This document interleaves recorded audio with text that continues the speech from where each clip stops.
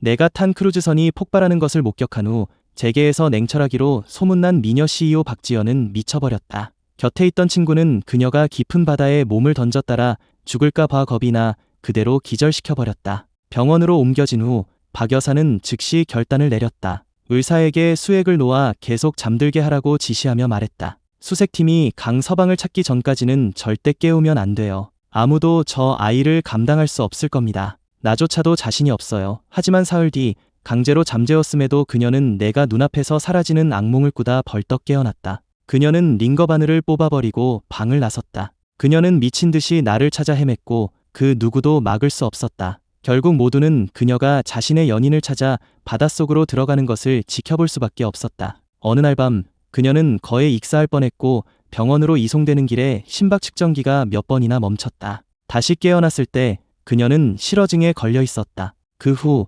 일번안구 입구에서는 병원복을 입은 여자를 종종 볼 수 있었다. 행인들은 모두 그녀의 연인이 실종되었다는 것을 알았고 그녀는 매일 그곳에서 조용히 기다렸다. 그날 박 여사가 그녀 곁으로 애원하며 말했다. 지연아, 엄마가 부탁할게. 우리 이제 그만 돌아가자. 회사도 내가 돌봐야 하고 우리 가문도 너 없이는 안 된단다. 엄마도 이제 나이가 많아서 몇 년 뒤에는 이 세상에 없을지도 몰라. 2달 넘게 입을 열지 않았던 박지연은 멍하니 어머니를 바라보다 한참 뒤에야 입을 열었다. 엄마, 내 도연씨가 없어졌어요. 박 여사는 순간 할 말을 잃었다. 저녁 노을에 비친 딸의 눈가에서 눈물이 흐르는 것을 보았다.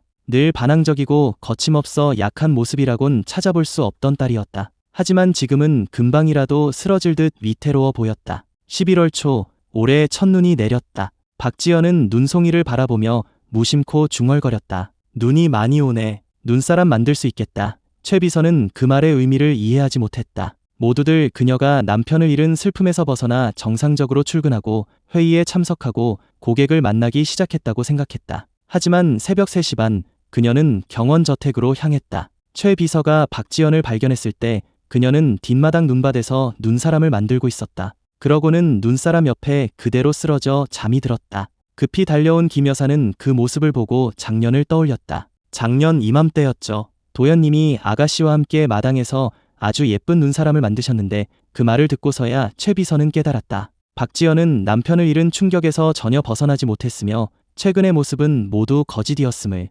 그녀가 만든 토끼 눈사람은 1년 전 두 사람이 함께 만들었던 것과 똑같았다. 눈사람 옆에 놓인 작은 양동이와 삽두개의 위치마저 1년 전 강도연이 인스타그램에 올렸던 사진과 정확히 일치했다. 그 후 그녀는 다시 재계로 복구했고 여전히 서울 사교계에서 모두가 우러러보는 박씨 가문의 장녀였다. 하지만 그녀는 변했다.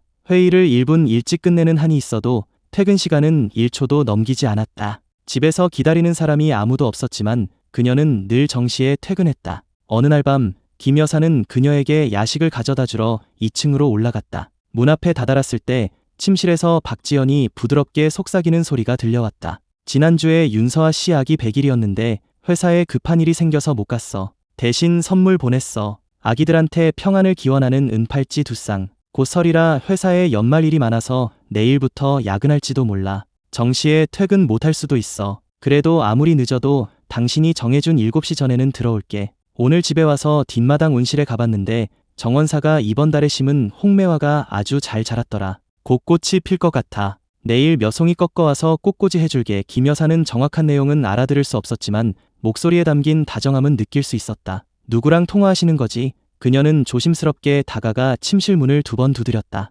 아가씨, 야식 준비했습니다. 침실에는 수면등 2개가 켜져 있었고 박지연은 남쪽 빈백 소파에 앉아 있었다. 그 소파는 내가 사준 것으로 예전에 내가 늘 양반다리를 하고 앉아 노트북으로 글을 쓰던 곳이었다. 지금 그녀의 눈빛은 한없이 다정했다. 그녀는 문 쪽에 김 여사를 돌아보며 말했다. 테이블 위에 두세요. 이따 먹을게요. 김 여사는 더 머물지 않고 말했다. 네, 아가씨. 그녀는 간식 접시를 테이블에 놓고 일어서다 어스름한 불빛 속의 박지연을 다시 한번 쳐다보았다. 아가씨, 너무 늦었습니다. 어서 주무세요. 김 여사님도 어서 주무세요. 침실을 나온 김 여사는 복도에 한참 동안 서 있었다. 왠지 모를 강한 직감이 들었다. 저택의 모든 사람들은 아가씨가 남편을 잃은 충격에서 벗어나 정상적인 삶을 되찾았다고 생각했다. 하지만 그녀는 아가씨가 여전히 깊은 수렁에 빠져 헤어나오지 못하고 있다고 느꼈다. 아가씨가 정상적으로 행동할수록 오히려 더 위태로워 보였다. 다음날 오전 다국적 협력 프로젝트를 함께 진행하는 로버트 부부가 휴가차 서울에 들렀다가 회사를 방문했다. 문을 연 사람이 최 비서인 것을 본 로버트 씨는 실망한 기색을 감추지 못했다. 그는 자신이 높이 평가하던 강도현을 가장 먼저 만나길 기대했었다. 강 대표님은 회사에 안 계십니까? 최 비서의 표정이 순간 굳었지만 이내 공손하게 다가가 따뜻한 차 2잔을 내어놓으며 정중하게 말했다. 죄송합니다. 대표님 회의가 곧 끝나니 잠시만 기다려 주시겠습니까? 강도현의 사망 소식은 박씨 가문과 가까운 지인 외에는 알려지지 않았다. 최 비서는 잠시 고민하다 입을 열었다. 강 대표님은 돌아가신 지 반년 정도 되었습니다. 그 말을 들은 로버트 씨는 믿을 수 없다는 듯 입을 벌린 채 그대로 굳어버렸다. 작년 9월 노르웨이에서 불의의 사고로 안타깝게 세상을 떠나셨습니다. 방 안에는 무거운 침묵이 흘렀고 두 사람은 무슨 말을 해야 할지 몰라 서로를 바라보기만 했다. 다행히 몇 분 뒤 박지연이 기빈실로 들어왔다. 만남의 분위기는 시종일관 무거웠고 몇 마디 대화가 오가다 이내 긴 침묵에 빠지곤 했다. 로버트 부부는 10여 분 정도 짧게 이야기를 나눈 뒤 서둘러 자리를 떴다. 기빈들을 배웅하고 돌아온 최 비서는 불안한 마음으로 박지연에게 천천히 다가갔다. 예전에 로버트 부부와 계약을 따내기 위해 두 사람은 함께 연회에 참석했었다. 로버트 씨는 강도현을 무척 마음에 들어해서 연회가 끝난 뒤에도 종종 두 사람을 불러 함께 차를 마시곤 했다. 오늘 로버트 부부를 만났으니 또 강 대표님 생각을 하시겠지. 최 비서는 허리를 살짝 숙이고 조심스럽게 물었다. 대표님, 기획부에서 프로젝트 기획안을 몇 개 올렸는데 사무실로 돌아가서 검토하시겠습니까? 박지연은 말없이 고개를 끄덕이고는 자리에서 일어나 밖으로 나갔다. 그녀의 무표정한 얼굴을 보며 최 비서는 자신이 괜한 걱정을 했다고 생각했다. 대표님은 그렇게 약한 분이 아니지. 저녁 6시 반 박지연이 회사 정문을 나섰다. 최 비서는 재빨리 방한용 외투를 펼쳐 그녀의 어깨에 걸쳐주었다. 아가씨, 회장님께서 금요일이 설날 전날이니 업무 마무리하시고 이틀 먼저 본가로 들어오라고 하셨습니다. 기사가 차를 대기시켰다. 아가씨, 정말 경원까지 모셔다 드리지 않아도 괜찮으시겠어요? 됐어. 너도 어서 퇴근해. 올해는 특별히 휴가 이틀 더 줄게. 박지연이 차에 오르자 차는 금세 최 비서의 시야에서 사라졌다. 저녁 7시 최 비서는 경원저택으로 전화를 걸었다. 김 여사는 박지연이 아직 도착하지 않았으며 눈이 많이 와서 길이 막히는 것 같다고 말했다. 8시 최 비서가 다시 전화를 걸었지만 박지연은 여전히 돌아오지 않았다는 대답을 들었다. 최 비서는 더 이상 기다릴 수 없어 차키를 챙겨 아파트를 나섰다. 그녀는 차를 몰아 거리를 헤매며 윤서아와 강유진에게도 연락했다. 모두가 CCTV를 확인하고 주요 교차로를 뒤지며 한두 시간을 헤맨 끝에 서울의 절반을 돌아다닌 후에야 마침내 남대문 야시장에서 박지연을 찾아냈다. 모두가 지쳐서 숨을 헐떡이고 있는데 박지연은 한 노점 앞에서 태평하게 장난감 총으로 풍선을 터뜨리고 있었다. 그녀의 빼어난 외모 덕분에 주위에는 구경꾼들이 몰려들었다. 윤서아가 허리에 손을 짚고 투덜거렸다. 수십 개 교차로를 뒤지고 다녔는데 여기 와서 풍선이나 쏘고 있었다니. 강유진도 어쩔 수 없다는 듯 한숨을 쉬었다. 2시간 동안 CCTV 화면을 들여다보느라 눈이 빠질 것 같았다. 그녀는 인파 속에서도 박지연 옆에 놓인 도라에몽 인형을 똑똑히 볼 수 있었다. 문득 그녀가 말했다. 예전에 지연 언니랑 오빠도 이 야시장에 와서 풍선 터뜨리기로 도라에몽 인형을 엄청 많이 땄었어.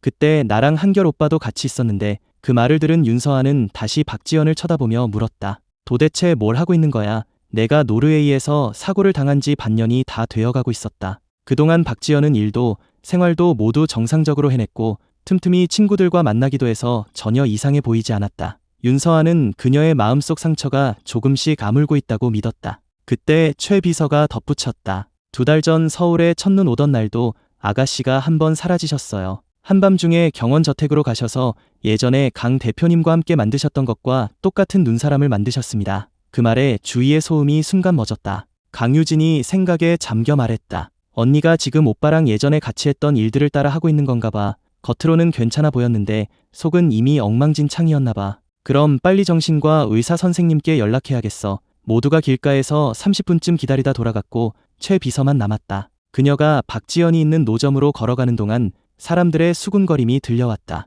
저 사람 총 진짜 잘 쏜다. 도라에몽 인형 엄청 많이 땄네. 전부 연인한테 줄 거래. 저 사람 좀 봐. 자기는 나한테 저런 인형 하나 사준 적 없으면서. 노점 주인도 말을 거들었다. 저분 7시쯤부터 와서 2시간 넘게 저러고 있어요. 이 야시장에 있는 도라에몽 인형은 다 가져갈 기세라니까요. 곧 설이라 연인한테 줄 깜짝 선물을 준비하나 봐요. 최 비서는 바로 다가가지 않고 1미터 정도 떨어진 곳에서 조용히 그녀를 지켜봤다. 어느새 거리의 도라에몽 인형은 거의 다 박지연의 차지가 되어 있었다. 최 비서는 근처에서 손수레를 하나 빌려와 그녀 곁으로 다가가 쌓여있는 인형들을 들어 옮겼다. 박지연과 눈이 마주치자 최 비서는 잠시 망설이다 말했다. 기사님께 갑작스러운 일이 생겨서 제가 대신 모시러 왔습니다. 박지연은 고개를 끄덕이고는 큰 인형 몇 개를 안고 앞서 걸었다. 차에 오르자 뒷좌석은 인형으로 가득 찼다. 집에 도착하자 여러 명의 가사도우미가 나와 인형들을 모두 2층 안방으로 옮겼다. 가사도우미들이 나간 뒤에도 최 비서는 침실문 앞에 서서 안을 조용히 들여다보았다. 박지연은 오늘 가져온 도라에몽 인형들을 하나하나 정성스럽게 침실 남쪽 카페트 위에 원을 그리며 늘어놓았다. 다 놓고 나서도 몇 번이나 다시 확인하며 위치를 세심하게 조정했다. 그러고는 아래층에 내려갔다 오더니 손에는 가타듬은 싱싱한 붉은 장미 한 다발이 들려 있었다. 그녀는 장미를 꽃병에 꽂아 침대 협탁 위에 올려두었다. 최 비서는 30분 가까이 조용히 지켜보다가 조심스럽게 입을 열었다. 아가씨, 김민준 씨가 내일 오전에 미팅을 요청했습니다. 뭐? 시간 바꿨어. 네, 오후에 갑자기 일이 생겼다고 합니다. 원래 시간대로 하든지 아니면 아예 관두라고 해. 알겠습니다. 바로 그렇게 전하겠습니다. 떠나기 전 그녀는 소파에 앉아있는 박지연을 다시 한번 쳐다보았다. 복도에서 김 여사가 그녀를 불렀다. 최 비서, 아가씨는 주무시나? 아니요, 아직요. 아가씨가 이상하다고 하기엔 업무 관련 일은 정확하게 기억하시고 미팅 시간도 틀리는 법이 없으시잖아요. 그런데 정상이라고 하기엔 오늘 밤 남대문 시장에 가신 건 너무 이상하고요. 김 여사님, 아가씨가 집에 계시는 동안 혹시 다른 특이한 점은 없었나요? 김 여사는 곰곰이 생각하다 말했다. 요즘 계속 누구랑 통화를 하시는 것 같았어요. 사소한 일상 얘기를 나누시는데 목소리가 아주 다정했어요. 누구랑 통화하시는지 아세요? 아니요, 내용은 잘 못 들었어요. 알겠습니다. 제가 통화 기록을 한번 확인해 볼게요. 늦었으니 어서 주무세요. 강유진이 집에 돌아왔을 때는 밤 11시였다. 이한결은 거실에서 계속 그녀를 기다리고 있었다. 그녀가 들어서는 것을 보고 그가 벌떡 일어나 물었다. 지연 누나 찾았어? 강유진은 외투를 벗으며 이한결의 손을 잡고 침실로 향했다. 응, 남대문 야시장에서 도라에몽 인형을 산더미처럼 사놨더라. 그 말에 이한결의 눈빛이 흔들렸다. 그는 강유진을 올려다보며 물었다. 누나, 지금 상태는 어때? 서아 언니가 정신과 의사 선생님께 연락했어.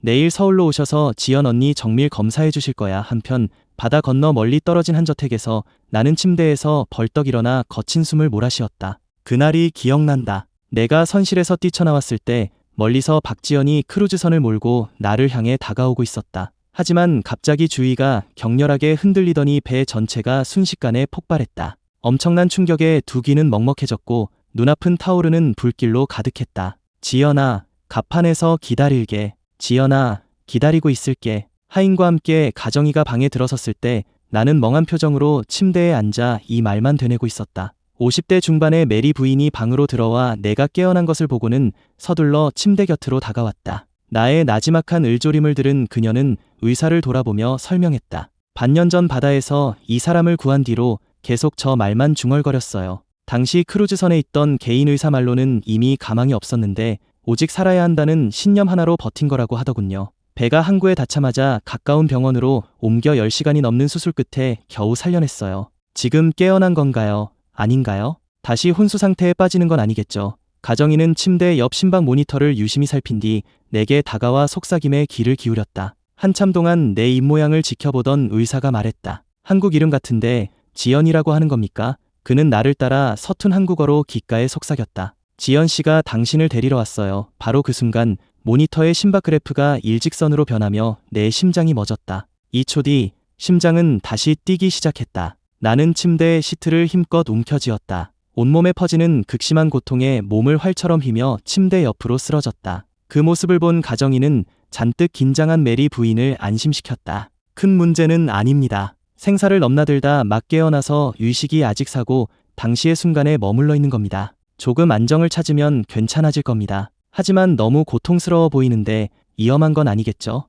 괜찮습니다. 바다 위에서 10시간 가까이 표류하면서도 살아남으신 분입니다. 이 정도 고통은 아무것도 아니죠. 살고자 하는 의지가 아주 강하고 그를 버티게 한 희망이 바로 입에 담고 있는 그 사람이니 생명에는 지장이 없을 겁니다. 한편 최 비서는 밤새 박지연의 모든 통화 기록을 샅샅이 뒤졌지만 개인적인 발신이나 수신 기록은 전혀 찾아내지 못했다. 하지만 김 여사는 분명 그녀가 누군가와 통화하고 있었다고 확신했다. 결국 최 비서는 사람을 시켜 경원 저택 안방에 몰래 초소형 카메라와 무선 녹음기를 설치했다. 박지연이 설을 세러 본가에 머무는 동안 최 비서는 정신과 의사에게 연락했다. 오후 경원 저택 1층 거실에 윤서아가 주 박사를 데리고 들어왔을 때 최 비서는 막 CCTV 영상을 틀고 있었다. 화면에는 박지연의 모습이 보였다. 어머니랑 약속했어. 내일이랑 모레는 본가에서 지내면서 가족들이랑 설날 저녁 먹기로. 모레 새벽 전에는 돌아와서 당신이랑 같이 새해 맞을게. 오늘 당신 부모님이 또 나더러 과거는 잊고 집안 좋은 사람이랑 다시 결혼하라고 하시더라. 당신이 항상 내 곁에 있다고 설명하고 싶었는데 믿어주지 않을 것 같아서 참았어. 어머니는 최 비서한테 나를 잘 살피라고 하셨대. 다들 내가 정상이 아니라고 생각하나 봐. 회사에서는 열심히 일하고 퇴근하면 집에 와서 당신이랑 함께 있는데 난 내가 누구보다 정상이라고 생각해. 도연아, 며칠은 제발 아무데도 가지마. 하마터면 당신 못 찾을 뻔했잖아. 영상 속 박지연은 안방 남쪽 소파, 바로 내가 예전에 늘 앉던 자리에 앉아 있었다. 그녀는 부드러운 목소리와 다정한 눈빛으로 카페트 위의 인형들을 바라봤다. 마치 내가 맞은편에 앉아 있기라도 한 것처럼. 그 말을 마친 그녀는 침대로 가 조용히 눈을 감고 잠이 들었다. 길지도 짧지도 않은 영상이 끝나자 거실에 있던 모두는 숨막히는 침묵에 휩싸였다. 윤서아가 걱정스러운 얼굴로 먼저 입을 열었다. 지연이, 혹시 정말로 정신에 문제가 생긴 거 아닐까요? 김 여사는 안타까움에 입을 틀어막고 눈물을 흘렸다. 지난 몇 달간 침실에서 들려오던 아가씨의 목소리는 누군가와 통화하는 것이 아니라 혼잣말이었던 것이다. 주 박사는 검사 보고서를 몇 번이고 다시 읽어본 뒤 분석을 시작했다. 제 짐작이 맞다면 박지연 씨는 지금 현실과 꿈을 혼동하고 있는 것 같습니다. 몇 달 전 한밤중에 경원 저택 마당에서 눈사람을 만드셨다고 했죠. 아마 낮에 내리는 눈을 보고 밤에 잠들었을 때 예전에 강도연 씨와 함께했던 일을 꿈꾼 것 같습니다. 그날 이후로 꿈에서 강도연 씨를 자주 만나게 되면서 그가 아직 살아있다고 믿게 된 것이고, 그래서 경원으로 돌아와 그와 함께 살고 있다는 환상에 빠지게 된 겁니다. 그렇기 때문에 도연아, 며칠처럼 아무데나 가지마. 하마터면 당신 못 찾을 뻔했잖아라고 말한 것도 설명이 됩니다. 그 며칠간 꿈에 강도연 씨가 나타나지 않자 그가 사라졌다고 생각한 거죠. 의사의 설명을 듣는 최 비서는 화면 속 잠든 박지연을 보며 가슴이 아려왔다. 어쩐지 경원으로 돌아온 뒤로 매일 1분도 늦지 않고 칼같이 퇴근하더라니. 집에서 기다리는 사람은 아무도 없는데도 그녀는 늘 서둘러 집으로 향했다. 김 여사가 목이 메어 물었다.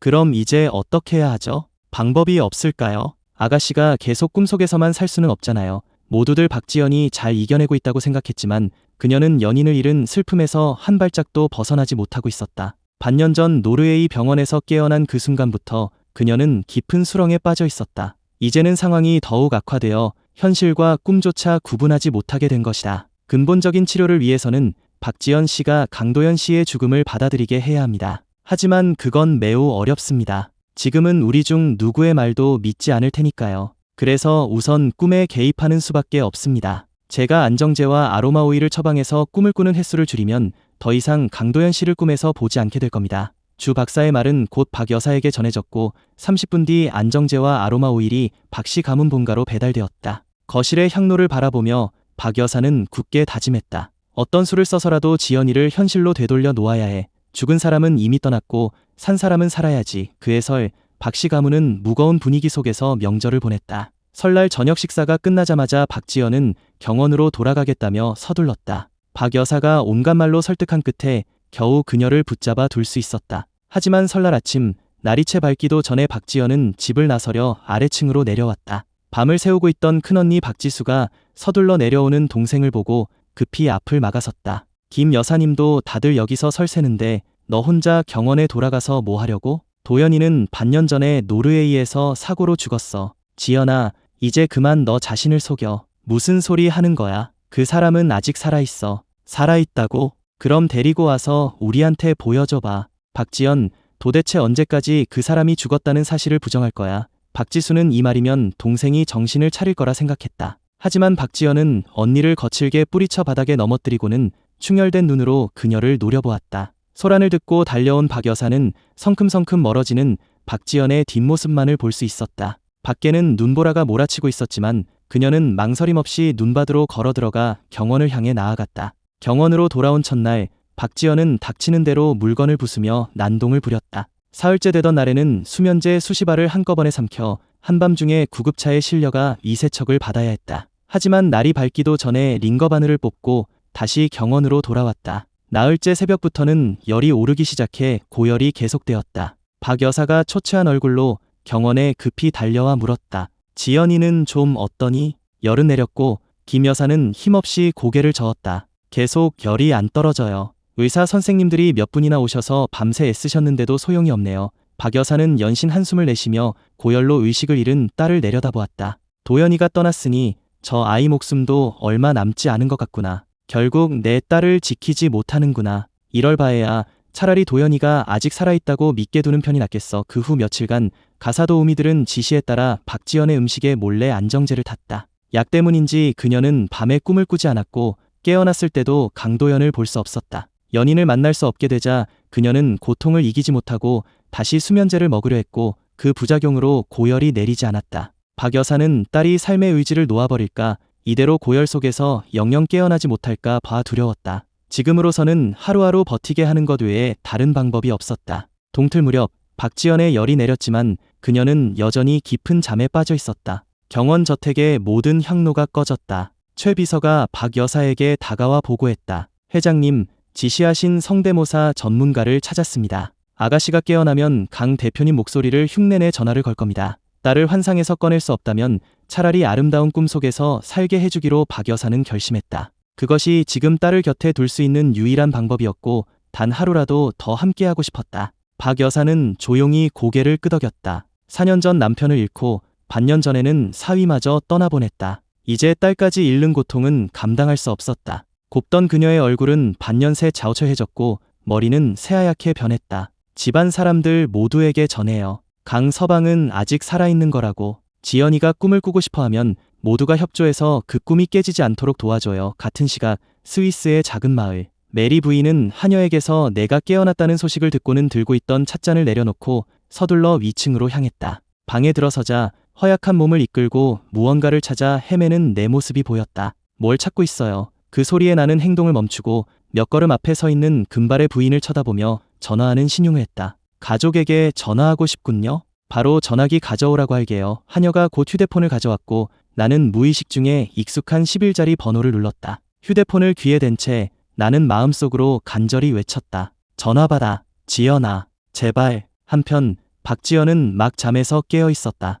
소식을 들은 최 비서가 위층으로 올라가자 방 안탁자 위에서 휴대폰이 울리고 있었다. 약속보다 30분이나 빠른데 최 비서는 휴대폰을 들고 침대 곁으로 다가갔다. 아가씨, 강 대표님 전화입니다. 그 말에 박지연은 벌떡 일어나 휴대폰을 받아 귀에 댔다. 도연씨, 나야. 반년 넘게 말을 하지 않아 목소리는 거칠게 잠겨 있었다. 몇 번의 시도 끝에 겨우 목소리를 낼 수 있었다. 지연아, 나 여기 있어. 3분 뒤 통화가 끝났다. 박지연은 이불을 박차고 일어나 드레스룸으로 향했다. 최 비서가 급히 따라가며 물었다. 아가씨, 외출하시게요?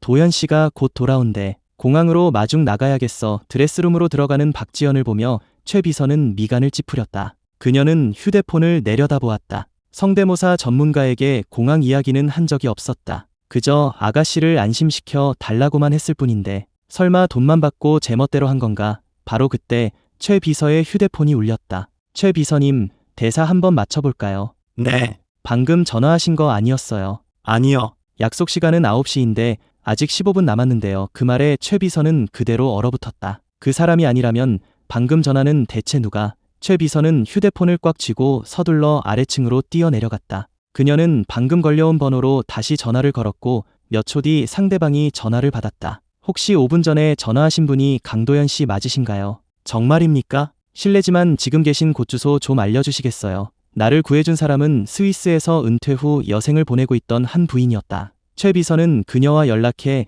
내가 살아있다는 사실을 확인했다. 반년 전 죽은 줄 알았던 사람이 살아있다는 소식에 모두가 경악했다. 하지만 놀라움도 잠시, 모두의 머릿속에 가장 먼저 떠오른 것은 박지연이었다. 강도연이 살아있다면 그녀도 다시 정상으로 돌아올 수 있을 것이다. 비행기 안에서 창밖으로 점점 익숙해지는 도시의 풍경을 바라보며 내 마음은 차츰 안정을 되찾았다. 비행기에서 내린 나는 서둘러 공항 로비로 향했다. 메리 부인은 내가 반년 동안이나 의식이 없었다고 했다. 그동안 모두들 내가 크루즈선 폭발 사고로 죽었다고 생각했을 것이다. 내가 죽어있던 시간 동안 나를 사랑하는 사람들은 분명 지옥 같은 시간을 보냈을 터 지금 이 순간 나는 오직 박지연을 다시 만나고 싶을 뿐이었다. 그녀의 성격을 아는 나로서는 내 사망 소식을 듣고 분명 자신을 가만두지 않았을 거라 확신했다. 게이트를 나서자 수많은 인파가 눈에 들어왔다. 지팡이를 짚은 박 여사, 우리 부모님, 그리고 한결이 형까지 많은 친지들이 와 있었지만 박지연의 모습만은 보이지 않았다.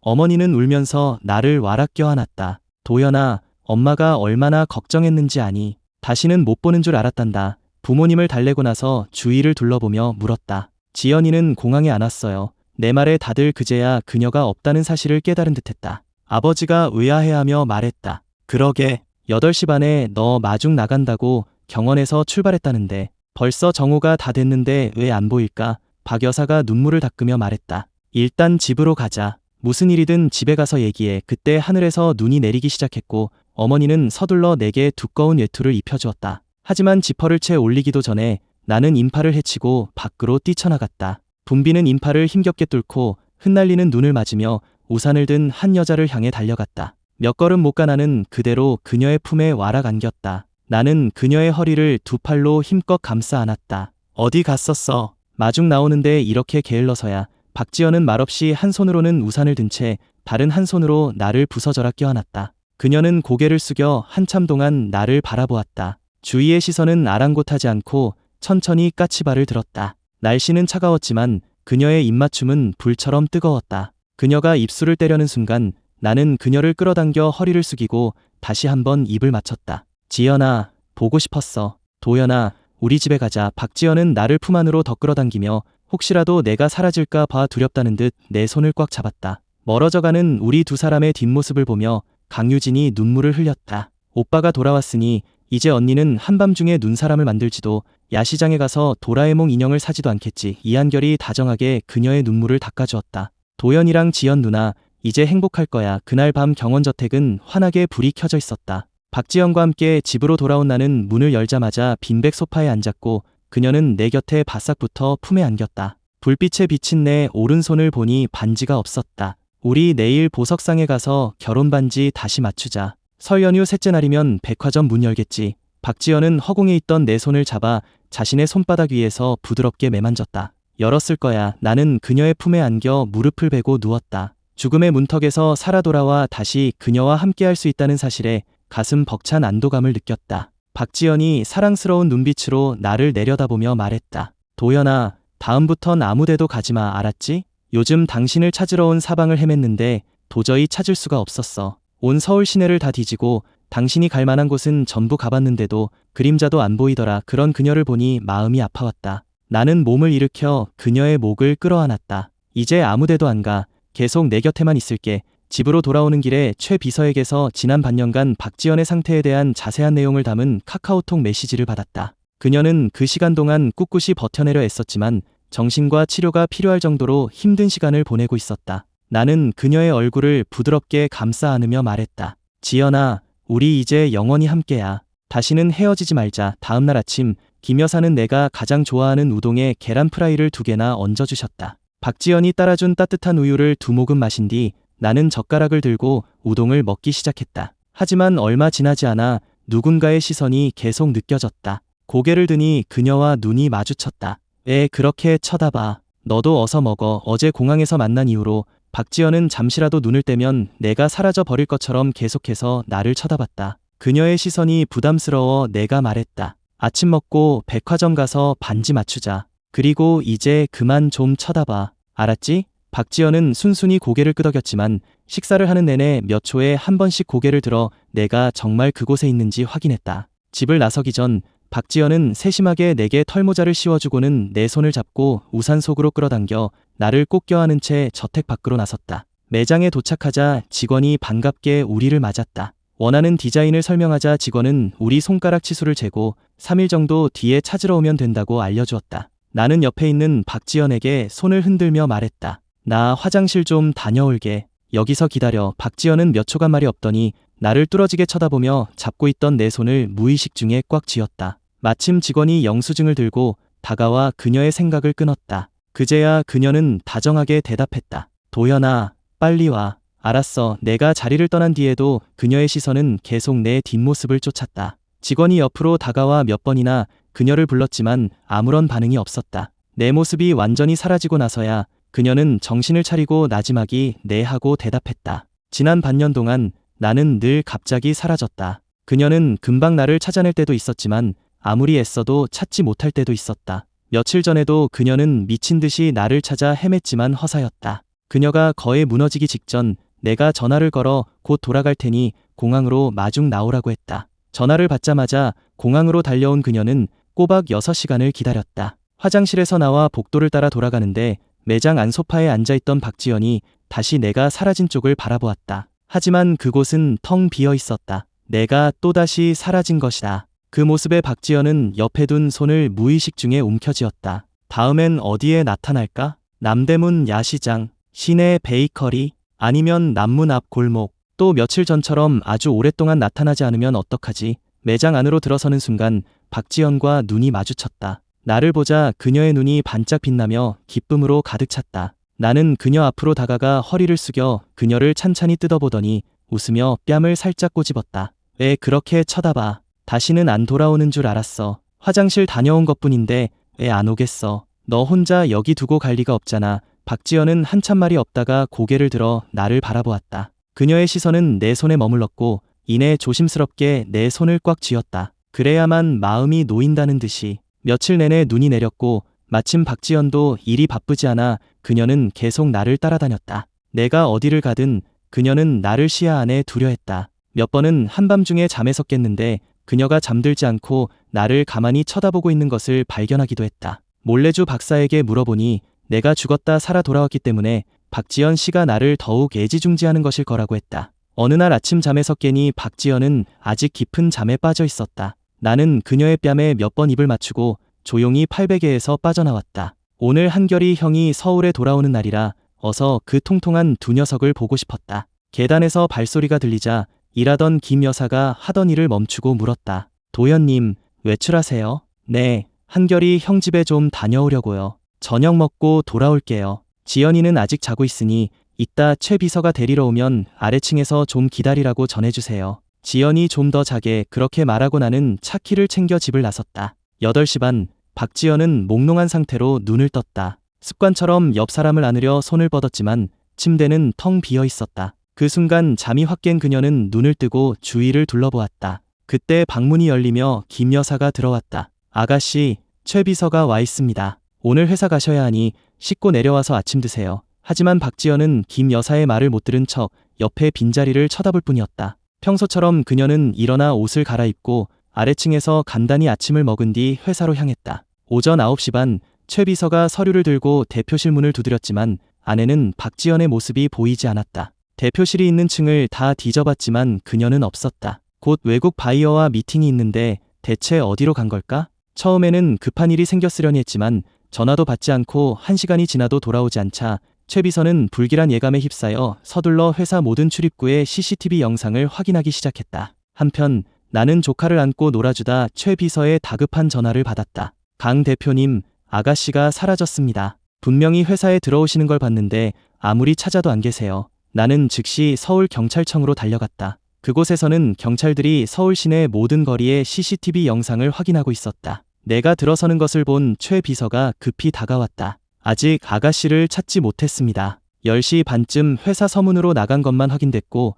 어디로 갔는지는 알 수 없습니다. 강 대표님, 요즘 계속 아가씨와 함께 계셨는데 혹시 어디 가고 싶다는 말씀하신 적 없으신가요? 곰곰이 생각해보았지만 요즘 우리는 계속 경원에만 머물렀고 박지연은 어디 가고 싶다는 말을 한 적이 없었다. 행동도 평소와 다름없었다. 그저 유독 나를 뚫어지게 쳐다보는 것만 빼면. 그때 한 경찰관이 최 비서를 향해 소리쳤다. 최 비서님, 박지연 씨의 행방을 찾았습니다. 30분 전 시내의 한 베이커리에 나타났습니다. 나는 서둘러 모니터 앞으로 달려갔다. 화면 속 11시 12분 박지연이 가게 안으로 들어섰다. 북적이는 가게 안 그녀는 홀로 구석진 자리에 앉아 있었다. 그 외로운 모습에 가슴이 철렁 내려앉았다. 나는 그대로 몸을 돌려 눈보라 속으로 뛰쳐나갔다. 10분 뒤 나는 베이커리 문을 박차고 들어가 CCTV 영상 속 그녀가 앉았던 자리로 달려갔다. 하지만 창가 자리는 이미 비어 있었다. 나는 지나가는 직원을 붙잡고 물었다. 저기요,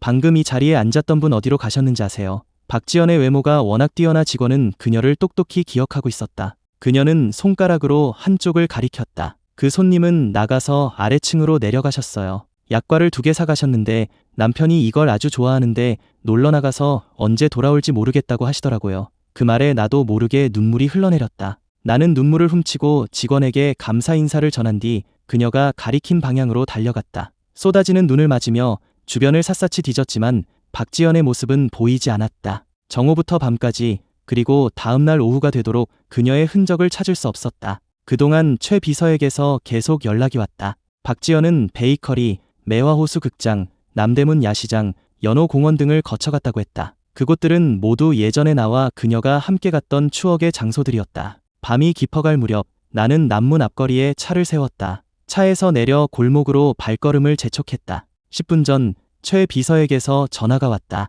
그녀가 저녁에 보석상에 들러 우리가 맞춘 결혼 반지를 찾아갔다고. 40시간 가까이 차를 몰고 거리를 헤매다 마지막으로 이곳 남문에 도착한 것이다. CCTV에 찍혔던 곳들을 제외하면 남문은 그녀가 아직 가지 않은 곳이었다. 나는 그녀가 오늘 밤 이곳에 나타나길 간절히 바랐다. 인파속을 헤치며 사방을 둘러보던 그때 호떡가게 옆에 앉아있는 박지연이 눈에 들어왔다. 그녀는 돌계단에 조용히 앉아 오가는 사람들을 물끄러미 바라보고 있었다. 누군가 호떡을 사러 올 때마다 고개를 들어 쳐다봤다가 기다리는 사람이 아니면 이내 다시 고개를 숙였다. 방금 지나간 사람이 오늘 밤 그녀가 쳐다본 98번째 손님이었다. 몇 초 뒤 그녀의 시선 끝에 익숙한 신발이 들어왔다. 예전에 그녀가 내게 사준 것이었다. 한참 동안 신발을 쳐다보던 그녀는 천천히 고개를 들었다. 시선이 위로 향하며 마침내 밤낮으로 찾아 헤매던 얼굴과 마주했다. 박지연은 먼저 환하게 웃었지만 이내 울음을 터뜨렸다. 가슴이 미어지는 듯 아파오고 눈시울이 붉어졌다. 나는 그녀를 꾸짖었다. 애 이렇게 돌아다니는 거야. 내가 얼마나 걱정했는지 알아. 안타깝고 초조한 마음에 나도 모르게 소리를 지르고 말았다. 하지만 박지연은 화를 내지 않았다. 그녀는 내 손을 바라보다 조심스럽게 손을 뻗어 내 손끝을 살며시 잡았다. 그러고는 나지막이 웃으며 천천히 나를 끌어안았다. 도연아, 다시는 나 혼자 두지마. 시끄럽던 골목이 순간 고요해지는 것 같았다. 나는 품에 안긴 그녀를 내려다보았다. 그녀는 나를 무척 세게 껴안고 있었고 눈가에는 아직 눈물 자국이 마르지 않았다. 나는 손을 들어 그녀의 차가운 뺨을 부드럽게 쓰다듬으며 차마 모진 말을 할 수 없었다. 내가 전에 말했잖아. 8일에 한결이 형이랑 유진이 서울 오면 아기들 보러 간다고. 너 요즘 잠도 잘 못 자는데 아침에 깨우기 싫어서 그냥 나왔어. 형 집에 갔다가 저녁에는 돌아올 거였어. 너 혼자 두고 갈 리가 없잖아. 나는 그녀를 일으켜 세웠다. 하루 이틀을 밖에서 헤맨 탓에 온몸은 먼지투성이었고 얼마나 오래 계단에 앉아 있었는지 온몸이 꽁꽁 얼어 있었다. 나는 그녀의 옷에 묻은 먼지를 털어주고 손을 꽉 잡은 뒤 최 비서에게 전화를 걸었다. 남문 앞에서 지연이 찾았어. 바로 병원으로 데려갈게. 전화를 끊고 돌아보니 박지연이 나를 빤히 쳐다보고 있었다. 내가 조금만 더 일찍 그녀 눈빛의 불안함을 알아챘더라면 그녀가 이렇게 밖으로 나와 고생하지 않았을 텐데. 나는 손을 뻗어 바람에 헝클어진 그녀의 앞머리를 정리해 주었다. 이렇게 추운데 두꺼운 옷도 안 입고 나오면 어떡해. 춥지도 않아. 다음부턴 꼭 따뜻하게 입고 다녀. 알았지? 하지만 그녀는 아무 말 없이 나를 쳐다보기만 했다. 나는 어쩔 수 없이 한숨을 쉬며 그녀의 손을 더 꽉 잡았다. 밤, 병실에서 나는 박지연을 데리고 욕실로 들어갔다. 유리문을 닫기 전 나는 몇 번이고 그녀에게 다짐했다. 문 바로 앞에서 기다릴게. 아무데도 안 가. 착하지. 어서 씻고 몸 좀 녹여. 고단에서 물소리가 들려왔다. 하지만 2분도 채 되지 않아 물소리가 멎더니 문 안에서 그녀가 조심스럽게 불렀다. 도연아, 나 여기 있어. 그녀는 내가 떠나지 않았는지 확인하려는 듯 몇 분에 한 번씩 나를 불렀다. 30분 뒤 환자복을 입은 박지연이 침대 가장자리에 앉아 있었다. 나는 그녀 앞에 서서 마른 수건으로 머리카락과 귓가, 목덜미를 꼼꼼하게 닦아주었다. 무심코 고개를 숙였을 때 그녀와 눈이 마주쳤다. 그녀는 한순간도 눈을 떼지 않고 나를 빤히 쳐다보고 있었다. 최 비서가 방문을 두드렸다. 강 대표님, 의사 선생님들 모두 오셨습니다. 나는 몸을 바로 세우고 나를 쫓는 그녀의 시선을 느끼며 그녀에게 몇 마디 당부한 뒤 침실을 나섰다. 거실에는 이미 저명한 의사 여러 명이 모여 있었다. 주 박사가 먼저 입을 열었다. 제가 처음 박지연 씨를 진료했을 때, 그러니까 강도현 씨께서 돌아오시기 전부터 박지연 씨는 계속 당신이 곁에 있다고 느끼고 있었습니다. 이한결이 의아해하며 물었다. 하지만 지금은 도연이가 돌아왔잖아요. 맞습니다. 하지만 박지연 씨는 여전히 꿈속에 머물러 있습니다. 지금 그녀는 현실과 꿈을 전혀 구분하지 못하고 그저 강도현 씨가 또 갑자기 사라질 거라는 생각에 계속 그를 찾아 헤매는 겁니다. 이 상태에서 벗어나도록 돕지 않으면 영원히 같은 자리를 맴돌게 될 겁니다. 그럼 어떻게 해야 그녀를 도울 수 있을까요? 가장 직접적이고 효과적인 방법은 박지연 씨가 강도현 씨가 사고로 죽지 않고 멀쩡히 살아있다는 사실을 분명하게 인지하도록 하는 겁니다. 그것만 깨닫는다면 현실과 꿈을 구분할 수 있게 될 겁니다. 저희 의사들은 어디까지나 보조적인 역할일 뿐 가장 중요한 열쇠는 강도현 씨께서 쥐고 계십니다. 거실에서 의사들과 해결책을 논의한 뒤 침실로 돌아왔다. 문을 열자마자 박지연의 시선이 내게로 향했다. 내가 들어서는 것을 본 그녀의 눈빛은 아까와는 확연히 다른 숨길 수 없는 기쁨으로 가득했다. 그녀는 아까 그 자리에 그대로 앉아 내 말대로 얌전히 TV를 보고 있었다. 김 여사님께 음식 좀 준비해달라고 했어. 곧 가져다 주실 거야. 나는 그녀 곁에 다가가 앉으며 물었다. 박지연, 너 내가 죽었다고 생각해? 그녀는 아무 말 없이 침묵했다. 나는 그녀의 손을 잡고 장난스럽게 물었다. 내가 작년 9월에 노르웨이에서 죽었지. 아마? 아니야. 내 말이 채 끝나기도 전에 그녀가 강하게 부정했다. 좋아. 그럼 내가 기억을 되살려줄게. 크루즈선이 폭발했고 수색팀은 나를 찾지 못했어. 너는 3번 항구에서 한 달을 기다리다 결국 어머니와 함께 서울로 돌아왔지. 내 장례식은 조촐하게 치러졌고 박씨 가문 묘지에 묻혔어. 너는 장례식에 오지 않았고 그 뒤로 집에서는 아무도 내 얘기를 꺼내지 않았고 너는 어머니 말씀대로 다른 저택으로 옮겨 살았어. 그러다 11월 말 서울에 큰 눈이 내리던 날 너는 한밤중에 경원으로 돌아와 마당에 눈사람을 만들었지. 경원으로 다시 이사했고 설날 전날에는 나 때문에 큰언니랑 싸울 뻔했잖아. 내가 말하는 동안 그녀의 표정이 점점 무너지는 것이 보였다. 나는 그녀를 똑바로 쳐다보며 말했다. 너는 누구보다 잘 알고 있잖아. 내가 그 불길 속에서 죽었다는 거. 안 그래? 도연아, 나 안 죽었어. 나는 그녀의 말을 자르고 또박또박 말했다. 지연아, 며칠 전에 내가 전화했던 거 기억나? 나 구조됐고 스위스에서 반년 동안 의식이 없었어. 그리고 며칠 전에 무사히 서울로 돌아왔고 그건 꿈이 아니야. 현실이야. 나 이렇게 멀쩡히 살아있어. 나 안 죽었어. 10여 초간의 정적이 흘렀다. 우리는 말없이 서로를 바라보았다. 나는 속으로 한숨을 내쉬었다. 장기전이 될 거라고 각오는 했지만 이렇게 몇 마디 말로 그녀를 꿈에서 깨어나게 할 수 있을 거란 기대는 하지 않았다. 그 후 박지연은 사흘간 병원에 더 머물렀다. 여전히 그녀의 시선은 나를 따라 움직였고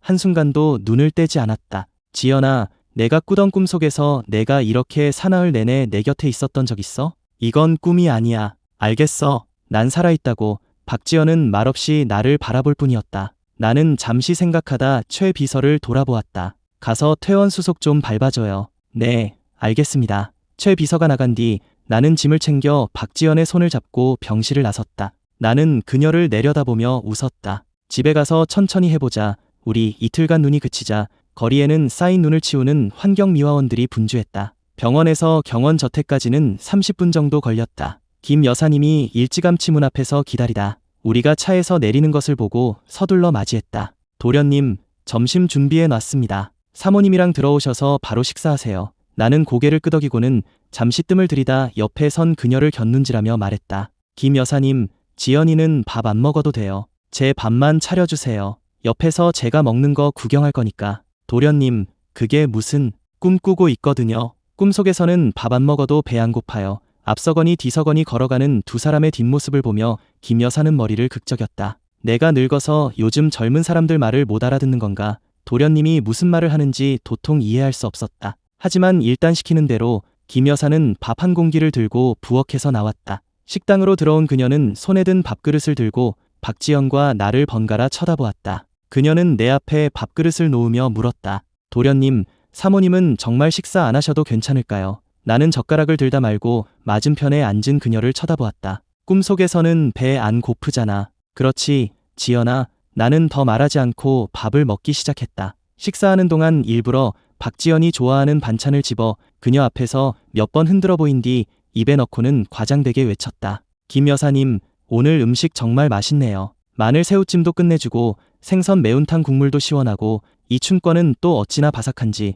옆에 서 있던 김 여사는 안절부절 못했다. 그녀는 맛있게 먹고 있는 나와 얌전히 앉아있는 박지연을 번갈아 쳐다보았다. 갑자기 사모님이 좀 불쌍하다는 생각이 들었다. 나는 밥 한 그릇을 뚝딱 비우고는 입을 닫고 만족스러운 표정으로 박지연을 향해 웃었다. 지연아, 진짜 맛있다. 박지연은 웃고 있는 내 얼굴을 한참 동안 쳐다보았다. 표정 변화 없이 시선을 돌린 그녀는 테이블 위에 물컵으로 손을 뻗었다. 하지만 그녀가 컵을 잡기도 전에 내가 벌떡 일어나 컵을 빼앗았다. 꿈에서는 목도 안 말라. 지연아, 너 아직 꿈속이니까 물 마시면 안 돼. 그 모습을 본 김 여사는 완전히 넋이 나갔다. 오후 내내 나는 박지연 곁에 붙어 그녀가 아무것도 먹지 못하게 감시했다. 저녁이 되자 그녀는 서재로 가 업무를 보았다. 9시쯤 일이 끝났을 거라 생각하고 나는 서재 문을 두드리고 안으로 들어갔다. 문이 열리는 소리에 일하던 박지연이 고개를 들었다. 나는 그녀에게 다가가며 말했다. 새 옷을 하나 봤는데 나한테 어울리는지 좀 봐줘. 그녀가 보는 앞에서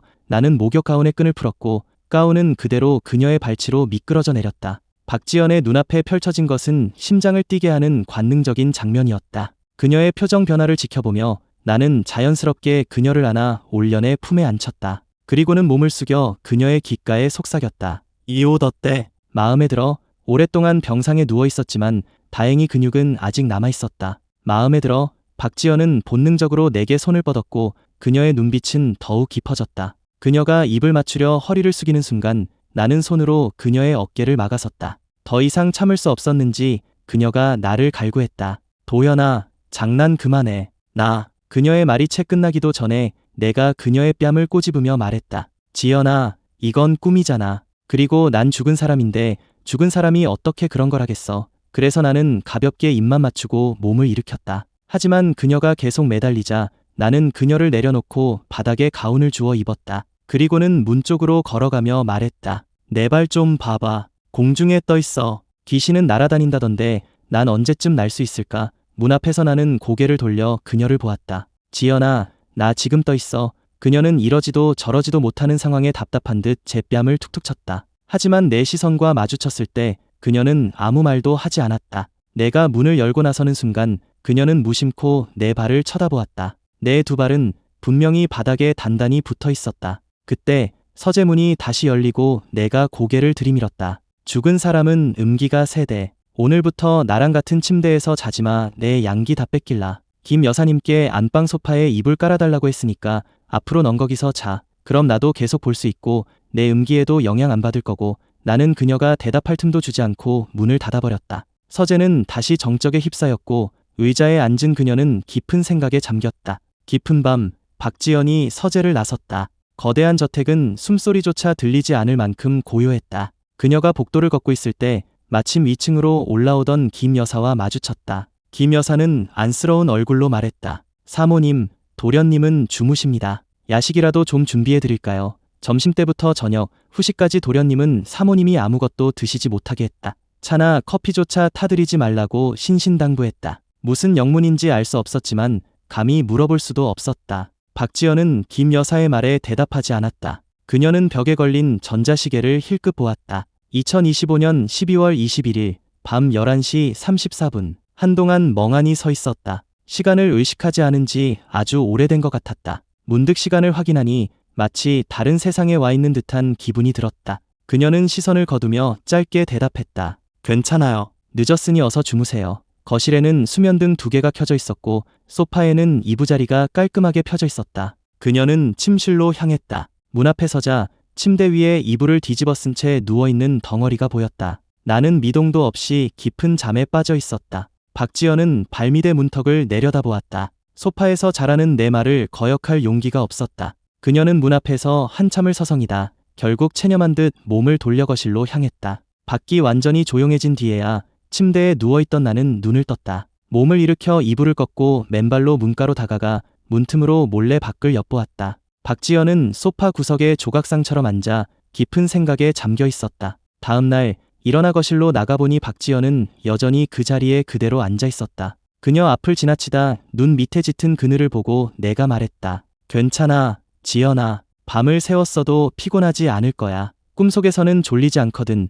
나는 그 말을 남기고 욕실로 들어갔다. 씻고 옷을 갈아입고 나왔을 때도 그녀는 여전히 소파에 앉아 있었다. 나를 따라 움직이는 그녀의 시선이 아니었다면 정말 그림인 줄 알았을 것이다. 내가 넥타이를 꺼내 거울 앞에서 대보고 있을 때 마침내 그녀가 입을 열었다. 나가? 응, 어머니가 본가에 잠깐 들르라고 하셔서. 본가에 가는데 왜 정장까지 입어? 만나 뵐 손님이 있다고 격식 있게 입고 오라시네. 무슨 손님인데?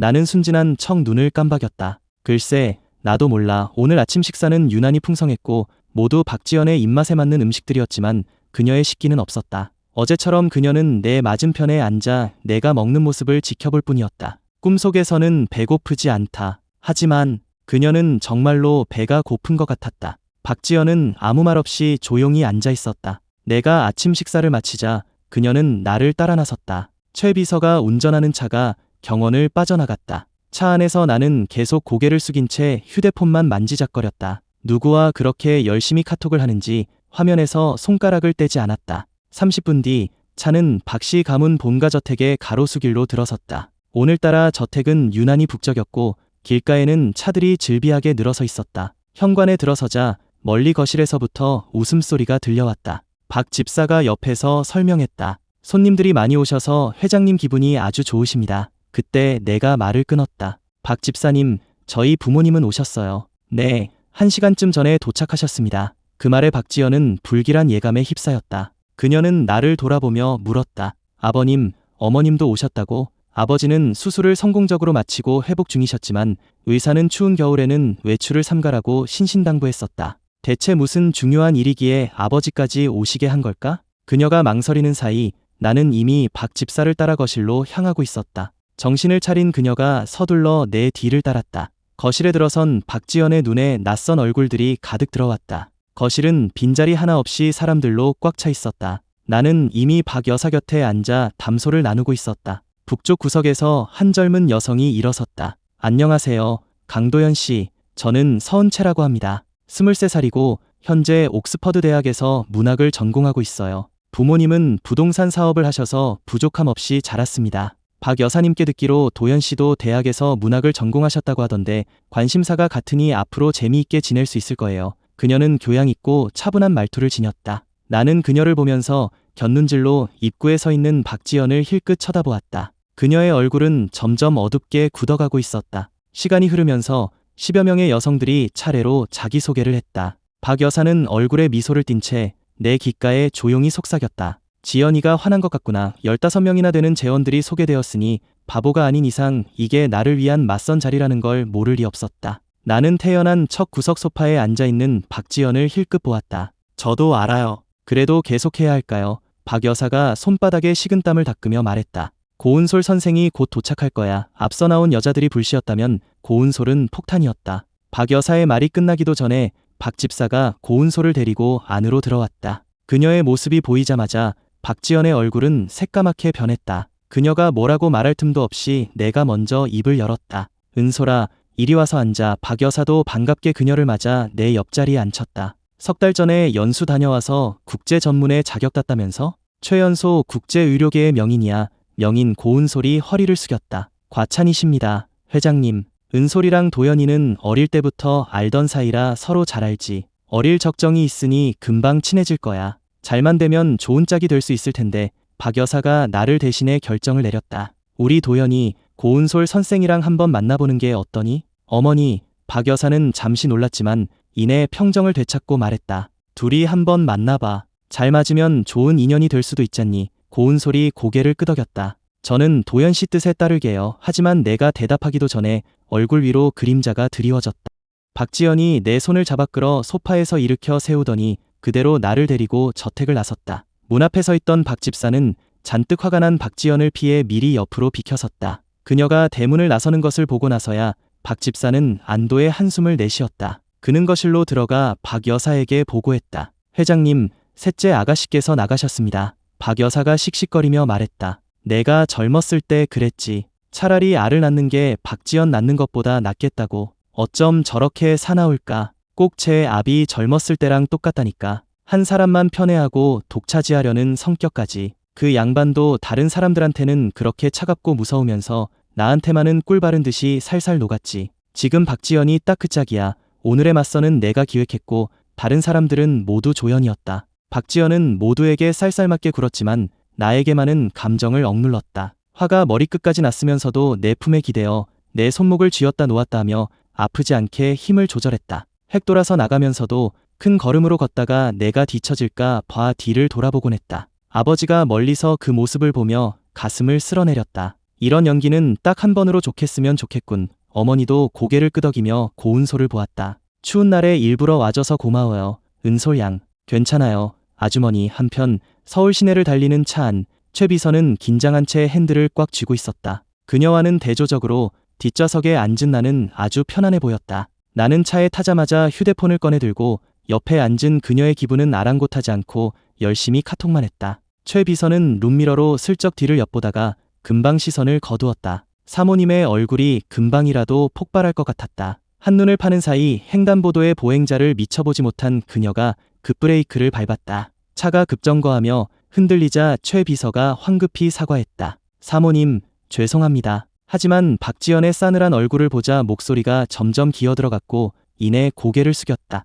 그녀는 손바닥에 밴 식은땀을 느끼며 주먹을 꽉 쥐었다. 다행히 내가 끼어들었다. 가끔 실수할 수도 있죠. 운전에만 집중해요. 최 비서는 안도의 한숨을 내쉬었다. 감사합니다, 도련님. 그녀는 다시 앞을 주시하며 감히 뒤를 돌아볼 엄두도 내지 못했다. 뒷좌석에서 나는 최 비서에게 말을 건넨 뒤 옆에 앉은 그녀를 보았다. 얼굴이 새까맣게 굳어 있었다. 나는 모르는 척 눈을 깜박이며 말했다. 아까 본가에서 태도가 너무 안 좋더라. 어른들 앞에서는 좀 너그럽게 굴어야지. 선배답게 모범을 보여야 할 거 아냐. 나는 그녀에게 가까이 다가가며 물었다. 지연아, 화났어? 가까이 다가서자 그녀와 눈이 마주쳤다. 나는 그녀가 왜 화가 났는지 정말 모른다는 듯 순진무구한 표정을 지었다. 내 얼굴을 본 그녀의 눈에서 살기가 사라졌다. 그녀는 잠시 숨을 고르더니 부드러운 목소리로 물었다. 맞선 보러 간 거였어?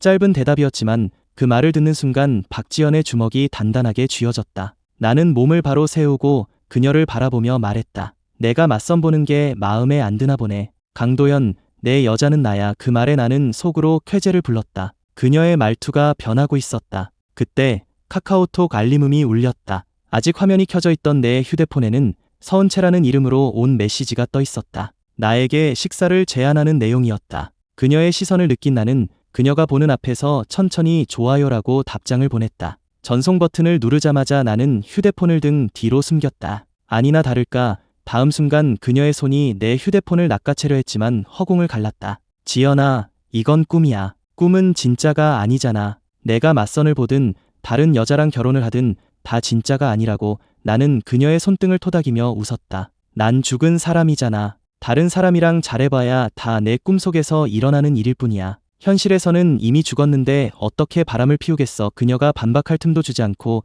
나는 최 비서에게 말했다. 최 비서, 앞 사거리에서 유턴해요. 로즈 파라다이스로 가줘요. 약속이 있어서. 로즈 파라다이스는 서울에서 가장 유명한 커플 전용 레스토랑이었다. 최 비서는 등골이 서늘해지는 것을 느꼈다. 룸미러에 비친 박지연의 싸늘한 눈빛과 마주친 그녀는 황급히 시선을 돌려 운전에 집중했다. 네, 알겠습니다, 도련님. 20분 뒤 차는 악록로 589번지 앞에 멈춰섰다. 최 비서가 문을 열어주자 나는 차에서 내렸다. 나는 차 안에 있는 박지연에게 허리를 숙여 손을 흔들었다. 먼저 집에 가 있어. 밥 먹고 바로 갈게. 지연아, 내가 또 사라질까 봐 걱정되면 같이 들어가도 돼. 은채 씨는 마음이 넓어서 내가 아내랑 같이 식사해도 신경 안 쓸 거야. 차 안에 그녀는 미동도 없었다. 그녀가 내리지 않을 거라는 건 알고 있었다. 지금쯤 그녀는 서은채를 없애버릴지 아니면 이 레스토랑을 통째로 날려버릴지 고민하고 있을 것이다. 그럼 얌전히 집에 가 있어. 난 밥 먹고 올게. 나는 차 문을 닫았다. 차창은 안에서는 밖이 보이지만 밖에서는 안이 보이지 않았다. 차창 너머의 시선이 느껴졌기에 나는 레스토랑으로 걸어가며 일부러 외투를 살짝 풀어헤쳤다. 내가 안으로 들어가자마자 뒷좌석 창문이 열렸다. 마침 고개를 돌린 최 비서는 불행하게도 그녀의 시선과 마주쳤고 황급히 고개를 숙인 채 지시를 기다렸다. 차 안의 온기가 순식간에 사라지고 싸늘한 공기만 남았다. 박지연은 내가 사라진 방향을 한참 동안 바라보았다. 한참 뒤 최 비서가 용기를 내 차가운 바람을 맞으며 차문 옆으로 다가가 조심스럽게 물었다. 사모님, 저희도 들어가 볼까요? 박지연이 날카롭게 쏘아붙였다. 안 가. 태도는 단호했다. 하지만 10분 뒤 매니저의 안내를 받으며 박지연은 2층 VIP룸으로 들어섰다. 그곳에서는 식사 중인 나를 포함해 아래층 전체를 내려다볼 수 있었다. 거리가 멀어 우리가 무슨 말을 하는지는 들리지 않았지만 내 얼굴에 번진 미소는 똑똑히 보였다.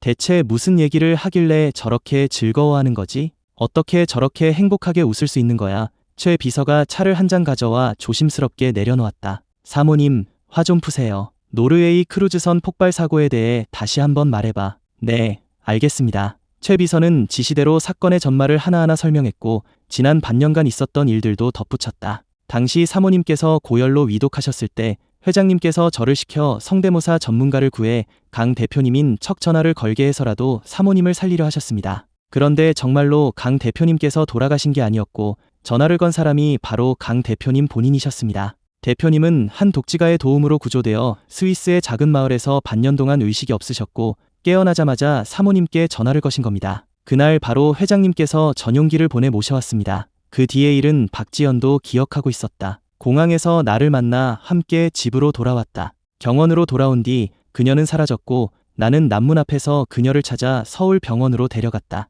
그리고 지금에 이르렀다. 나는 꿈속에서는 배고프지도 목마르지도 않다며 그녀가 나를 만지는 것을 허락하지 않았고 꿈속에서 맞선을 보겠다고 했다. 사모님, 생수입니다. 최 비서가 다시 물 한 잔을 따라주었다. 박지연은 테이블 위의 물컵으로 시선을 돌렸다. 평범한 유리컵에 담긴 반잔의 생수. 사람은 일주일은 굶어도 사흘은 물 없이는 살 수 없다. 퇴원한 지 이틀째 나는 그녀가 아무것도 마시지 못하게 했다. 꿈속에서는 목마르지 않다며 저택의 모든 사람들에게 그녀에게 물을 주지 말라고 명령했다. 그녀는 컵을 들어 물을 반쯤 마셨다. 오후 나는 경원으로 돌아왔다. 차에서 내려 집으로 들어가다 가로수길에 세워진 그녀의 차를 힐끗 보았다. 엔진이 아직 식지 않은 걸 보니 나보다 5분 정도 먼저 도착한 모양이다. 레스토랑 VIP룸에서 내가 서은채와 식사하는 것을 줄곧 지켜보고 있었겠지. 문을 열고 들어서니 그녀가 소파에 앉아 경제신문을 읽고 있었다. 글자 하나하나를 씹어 삼킬 듯이 집중한 모습이었다.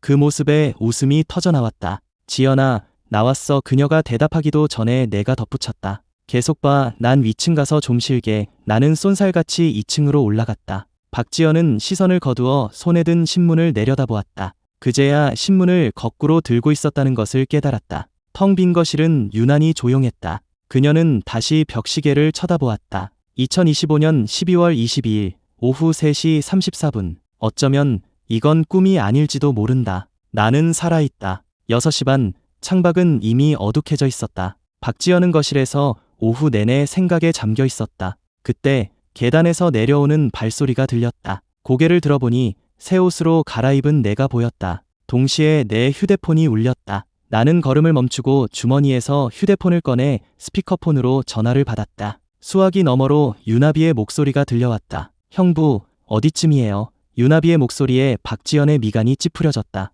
자신의 친구는 자신이 가장 잘 알았다. 잘생긴 남자라면 유나비가 마음만 먹으면 넘어오지 않는 사람이 없었다. 알았어요. 기다리고 있을게요. 형부, 솔직히 말하면 저 형부 좋아한 지 오래됐어요. 전에는 언니 때문에 다가가지도 못했는데 이제 언니가 꿈속에 사니까 드디어 마음껏 대시할 수 있게 됐네요. 그래, 나도 내가 꽤 마음에 들어. 처음 지연이 개인 섬에서 봤을 때부터 예쁘다고 생각했어. 조금만 기다려. 금방 갈게. 김 여사는 멍하니 서서 멀어져가는 내 뒷모습을 바라보았다. 그녀는 고개를 절레절레 저었다. 세상에, 도련님이랑 유나비 아가씨가 무슨 말을 한 거야? 유나비 아가씨가 도련님을 오래 좋아했다고? 도련님도 유나비 아가씨를 마음에 들어하고? 그럼 우리 사모님은? 김 여사는 속으로 3초간 사모님을 동정했다. 그녀가 거실로 돌아가려던 순간 옆으로 바람이 힉 하고 지나갔다. 박지연이 차키를 들고 화살처럼 밖으로 뛰쳐나가고 있었다. 차 안에서 박지연은 이를 악물고 핸들을 꽉 쥐었다. 이게 어떻게 꿈이야? 이건 명백한 현실이야. 그녀는 곧바로 전화를 걸었다. 유나비 위치 당장 알아내. 한편 복도에서 그 전화를 받은 최 비서는 호텔 이름과 룸번호를 알려주었다. 전화를 끊은 그녀는 휴대폰 화면을 내려다보았다. 사모님의 목소리를 들으니 드디어 긴 꿈에서 깨어난 것 같았다. 도련님의 방법은 빠르고 정확했다. 정신과 의사가 반년 동안 해결하지 못한 문제를 단 3일 만에 해결해버렸다. 하지만 최 비서는 다시 문을 열고 룸으로 들어갔다. 안에서는 유나비가 신이 나서 삼페인을 터뜨리고 있었다. 그 미소는 최 비서의 눈에 죽기 전 마지막 불꽃처럼 보였다. 최 비서, 누구 전화인데 그렇게 급하게 받아? 네, 사모님 전화입니다. 언니가 이제 일에 대해 묻기 시작했어? 유나비가 물었다. 최 비서는 대답 대신 동정 어린 눈빛으로 유나비를 몇 초간 바라보다 그녀에게서 가장 먼 자리에 가서 앉았다. 강유진이 물었다. 술을 몇 병이나 따려는 거야? 설마 진짜 오빠랑 잘해볼 생각은 아니지? 이왕 하는 거 연기는 확실하게 해야지. 유나비가 와인 한 병을 덧다며 말했다. 우리가 언니 안지 몇 년인데 언니가 저렇게 당하는 거 본 적 있어? 이런 기회 흔치 않아. 제대로 한번 놀려줘야지. 그 말에 윤서아는 슬그머니 자리를 옮겨 1인용 소파에 앉았다. 그녀는 유나비를 보며 말했다. 너 지금 불장난하는 것 같아. 지연 언니가 지난 반년 동안 얌전했던 건 강 대표님 일은 충격으로 세상과 담쌓고 지냈기 때문이야. 너무 걱정 마. 유나비가 자신만만하게 말했다. 어제 박 여사님이 주선한 맞선에서 도연 오빠가 서은채랑 밥 먹을 때도 지연 언니 아무 말 안 했잖아. 오늘도 똑같을 거야. 어쨌든 그녀는 박지연을 골려주기로 작정했다. 이런 기회는 다시 없을 터였다. 박지연이 당황하는 모습을 상상하는 것만으로도 가슴이 벅차올랐다. 하지만 그녀의 기대는 오래가지 못했다. 얼마 지나지 않아 룸 문이 벌컥 열렸다. 유나비는 내가 온 줄 알고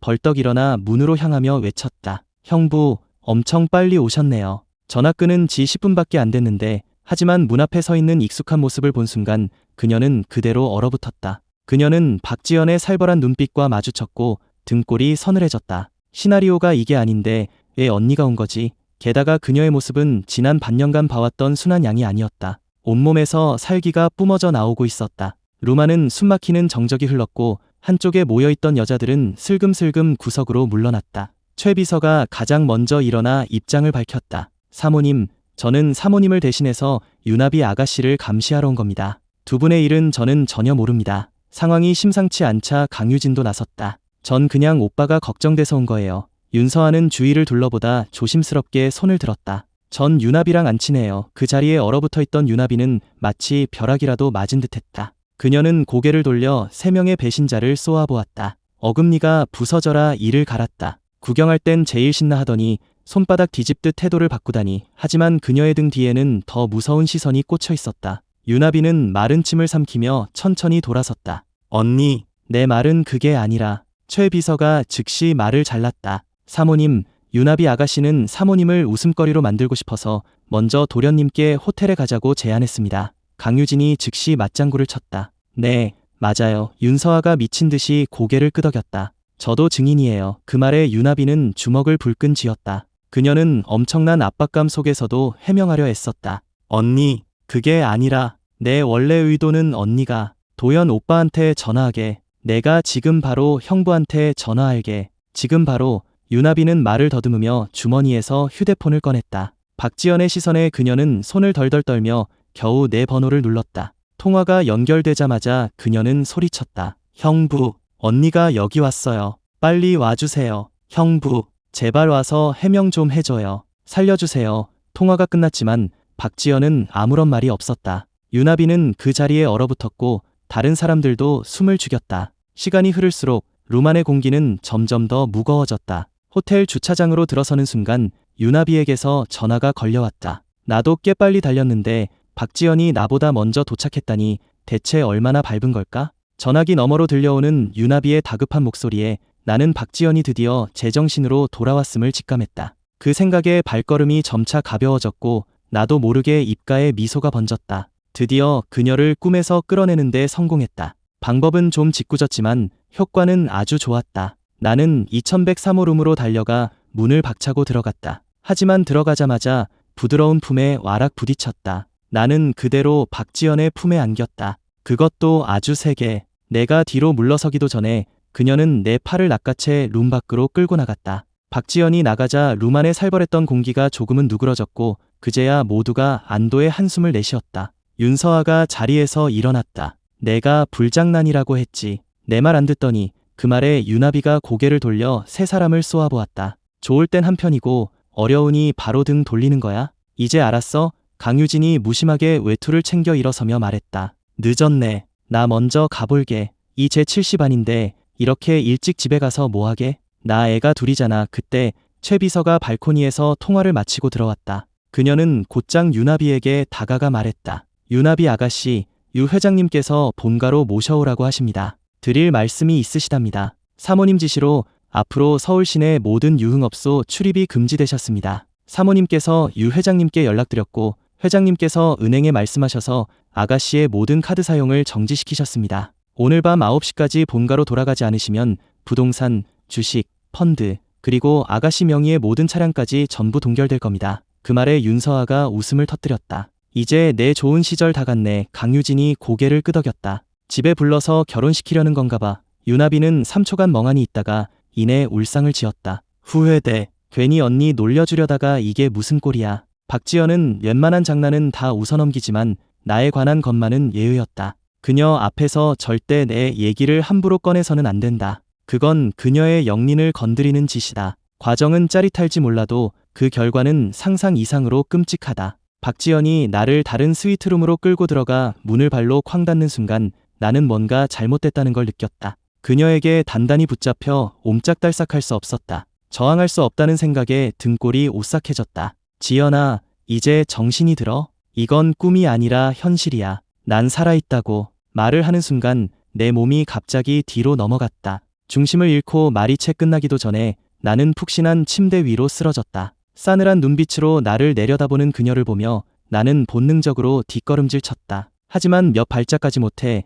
그녀가 허리를 숙여 내 발목을 잡아챘고 나는 속수무책으로 끌려갔다. 그 힘에 놀라 나는 소리쳤다. 박지연, 지금 뭐 하는 거야? 그녀는 내 두 팔을 잡아 머리 위로 단단히 눌렀다. 박지연은 나를 노려보며 이를 악물고 말했다. 처음 개인 섬에 갔을 때 마음에 들었다는 사람이 유나비였어? 아니야. 걔가 어디가 예쁘다는 건데. 우린 그냥 연기한 거야. 박지연은 내 입을 막아버렸고 차마 내뱉지 못한 말은 그대로 삼켜졌다. 그녀의 입맞춤은 키스라기보다 소유에 가까운 거친 행위였다. 이 계획을 세울 때부터 그녀가 정신을 차린 뒤에 후폭풍을 예상했고 단단히 각오도 하고 있었다. 내 여자가 뼛속까지 만만치 않은 성격이라는 건 잘 알고 있었다. 하지만 아무리 마음의 준비를 단단히 했어도 막상 폭풍우를 마주하니 긴장되는 건 어쩔 수 없었다. 나는 일이 끝나면 멀쩡히 일어날 수 있을 줄 알았다. 하지만 의식이 흐릿해지고 다리가 풀리고 허리가 끊어질 듯 아파 감각조차 없어질 줄은 몰랐다.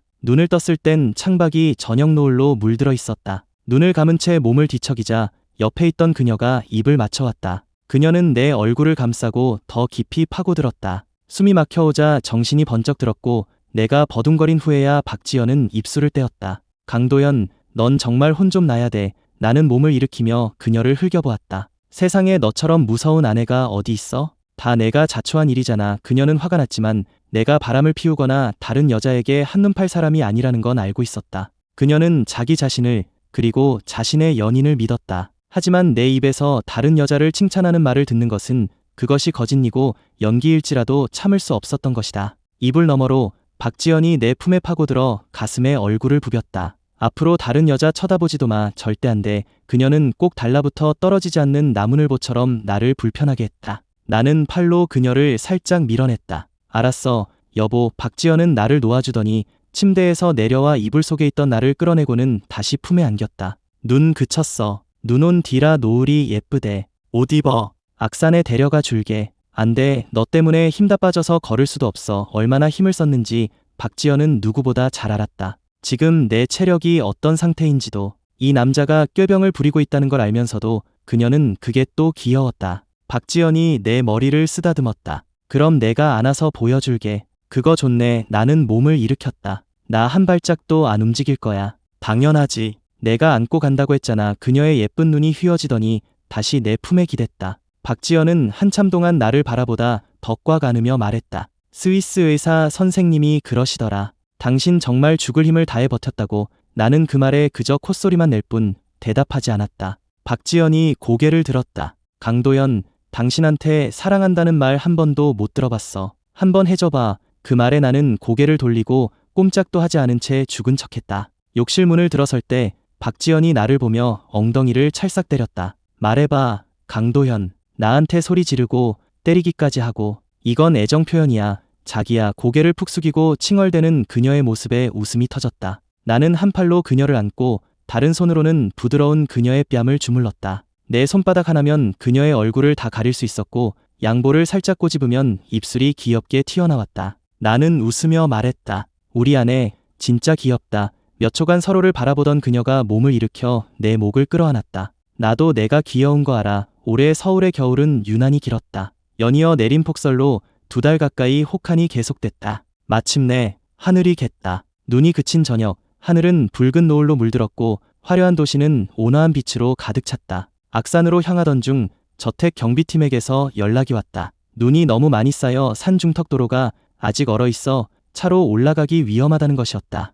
그래서 박지연은 장소를 바꾸었다. 그녀의 개인 펜트하우스인 IFS 타워 꼭대기였다. 악산 못지않은 높이라 노을을 감상하기에 더없이 좋은 곳이었다. 야외 테라스, 우리는 2인용 의자에 앉아 담요를 덮고 있었다. 그녀는 내 품에 기대어 한가롭게 먼 하늘의 노을을 바라보았다. 고요하고 아름다운 분위기는 사람을 추억에 잠기게 했다. 나는 문득 박지연을 처음 만났을 때를 떠올렸다. 본가에서 식사할 때 널 처음 봤지. 겉과 속이 다르고 말은 또 어찌나 얄밉던지. 첫인상은 완전 마이너스, 만점 감점이었어. 주황빛 노을이 그녀의 얼굴을 비추자 유난히 다정해 보였다. 내가 그녀를 내려다보는 순간 그녀도 고개를 들었고 우리의 시선이 마주쳤다. 박지연은 내 입술 모양을 따라 그리듯 부드럽게 입을 맞췄다. 입술을 떼며 그녀가 소리 없이 웃었다. 너도 나보다 나을 거 하나 없었어. 소문난 강씨 가문 도련님이 물건 사다 시비 붙은 것도 모자라 주먹질까지 했다며 그 말에 내 눈이 반짝였다.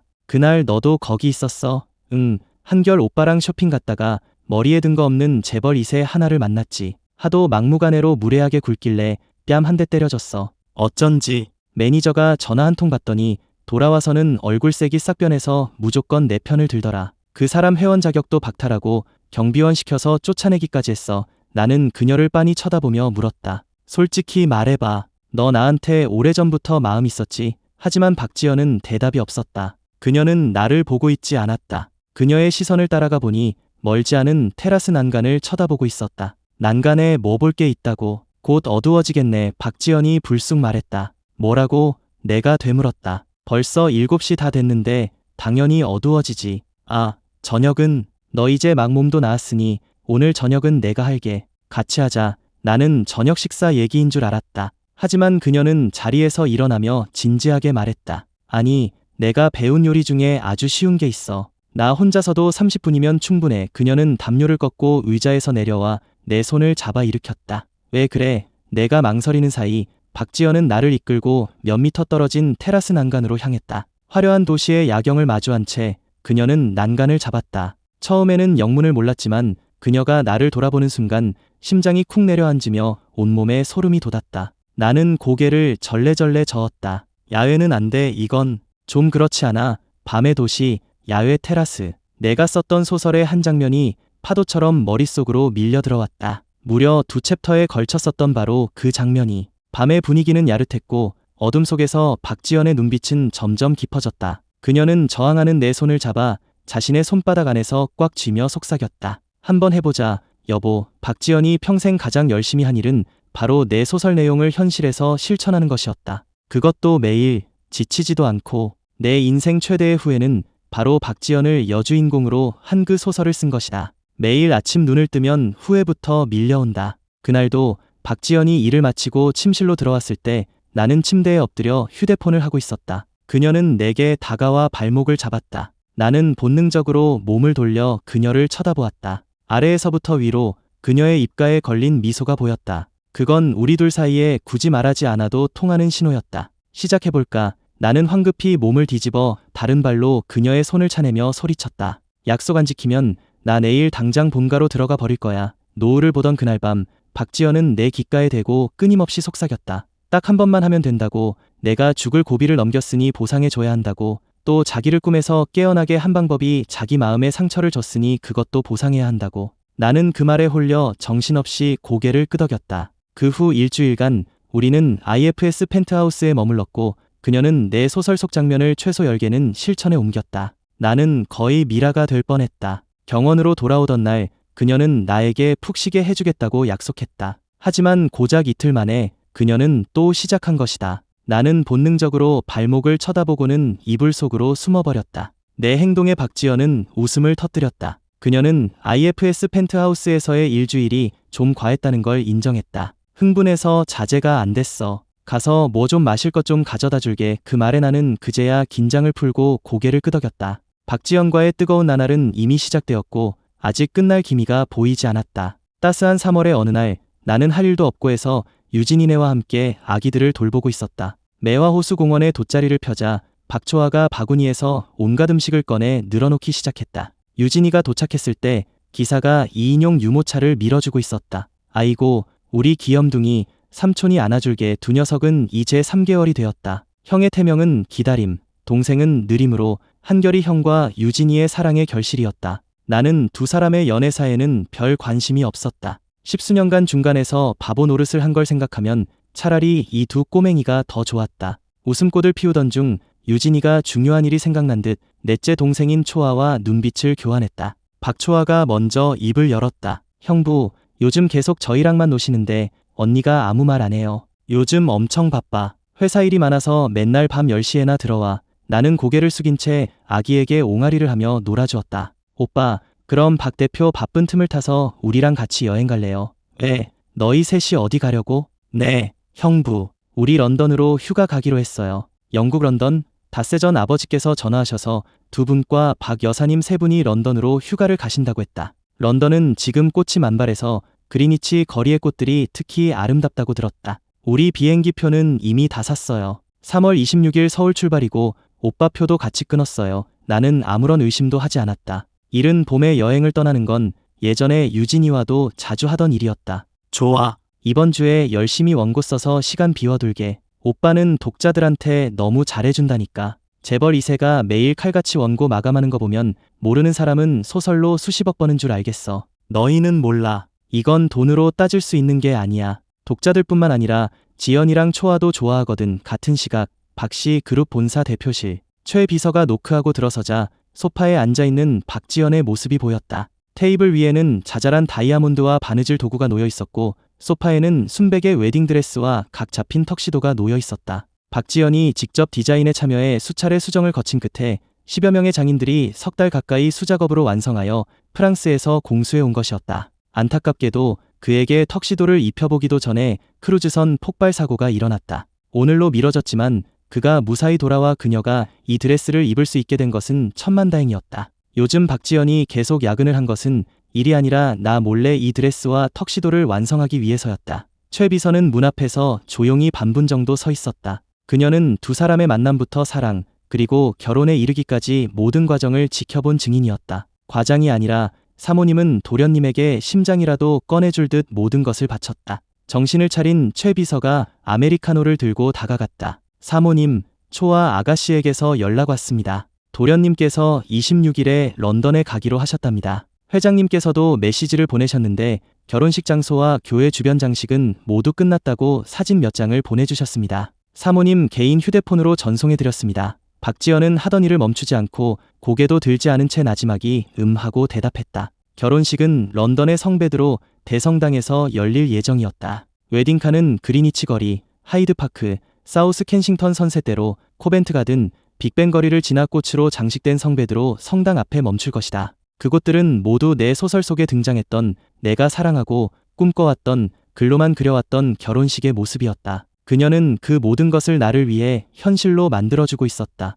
밤이 깊은 경원저택. 나는 씻고 나와 소파에 앉아 드라마를 보고 있었다. 나는 평소 10시 반이면 잠자리에 드는 규칙적인 생활을 했다. 요즘 박지연이 계속 야근을 해서 나는 거실 불을 켜놓고 그녀를 기다리곤 했다. 10시 반쯤 어김없이 밖에서 차 소리가 들려왔다. 나는 소파에서 벌떡 일어나 예투도 걸치지 않은 채 마당으로 뛰어나갔다. 차에서 내린 박지연은 나를 보자마자 달려와 품에 안겼다. 나는 본능적으로 그녀를 받아 안았고 우리의 입술은 자연스럽게 포개졌다. 나는 그녀를 더 꽉 껴안으며 속삭였다. 어서, 배고프지 않아? 야식 먹을까? 아니, 당신은 왜 아직 안 자고 있어? 아내 없이는 잠이 안 와서 그녀가 늦게 돌아오는 날이면 차 소리를 듣고 그녀가 무사히 내리는 것을 보기 전까지는 마음이 놓이지 않았다. 일이 너무 힘든 건 아닐까? 어두운 밤길 운전이 위험하지는 않을까? 내일도 야근해. 일이 좀 많아서 며칠은 더 바쁠 것 같아. 우리는 어둠이 내린 하늘 아래 따뜻한 불빛이 새어나오는 집으로 나란히 걸어 들어갔다. 침대에 누워 나는 그녀에게 몸을 기울이며 속삭였다. 지연아, 당신 좀 한가해지면 우리도 아기 가질 준비할까? 유진이랑 한결이 형처럼 우리도 아기 낳아서 내 식구 오순도순 살고 싶어. 내 동생네 쌍둥이 보고 반했구나. 그 통통한 녀석들 정말 사랑스러워 죽겠어. 나는 그녀에게 다가가 허리를 끌어안았다. 그래도 나는 우리 둘만의 아기를 갖고 싶어. 박지연은 침대머리에 기댄 채 나를 바라보았다. 그녀는 손을 들어 내 뺨을 쓰다듬었다. 당신이 원한다면 뭐든 당신 뜻대로 할게. 우리 아내 최고. 나는 그녀에게 진하게 입을 맞췄다. 오늘 본 연극 정말 좋았어. 새로운 사랑 이야기인데 내가 들려줄까? 응, 말해봐. 듣고 있을게. 나는 박지연에게 모든 것을 공유하고 싶었다. 맛있고 재미있고 예쁜 것들, 그녀가 좋아하는 모든 것을 하나도 빠짐없이. 하지만 이야기가 끝날 무렵 고개를 들어보니 그녀는 이미 잠들어 있었다. 침대 머리에 기댄 채 잠든 그녀의 얼굴 위로 수면등 불빛이 드리워져 눈가의 피로를 드러내고 있었다. 순간 가슴이 아파 눈물이 날 것 같았다. 거대한 그룹을 혼자 이끌어가는 그녀가 너무나 안쓰러웠다. 나는 어스름한 불빛 속에서 조용히 허리를 숙여 그녀의 뺨에 입을 맞췄다. 다음 날 박지연이 눈을 떴을 땐 창밖에 햇살이 눈부셨다. 습관처럼 팔을 뻗었지만 옆자리는 비어 있었다. 늦잠을 잔 것이다. 그녀는 씻고 옷을 갈아입은 뒤 아래층으로 내려가 청소 중인 김 여사에게 물었다. 도연 씨는요? 부엌에 계십니다. 김 여사는 무심코 부엌 쪽을 쳐다보았다. 오늘 6시 조금 넘어 일어나셔서 사모님 아침 식사 차려주시겠다고 하셨어요. 요즘 일이 많아 힘드실 테니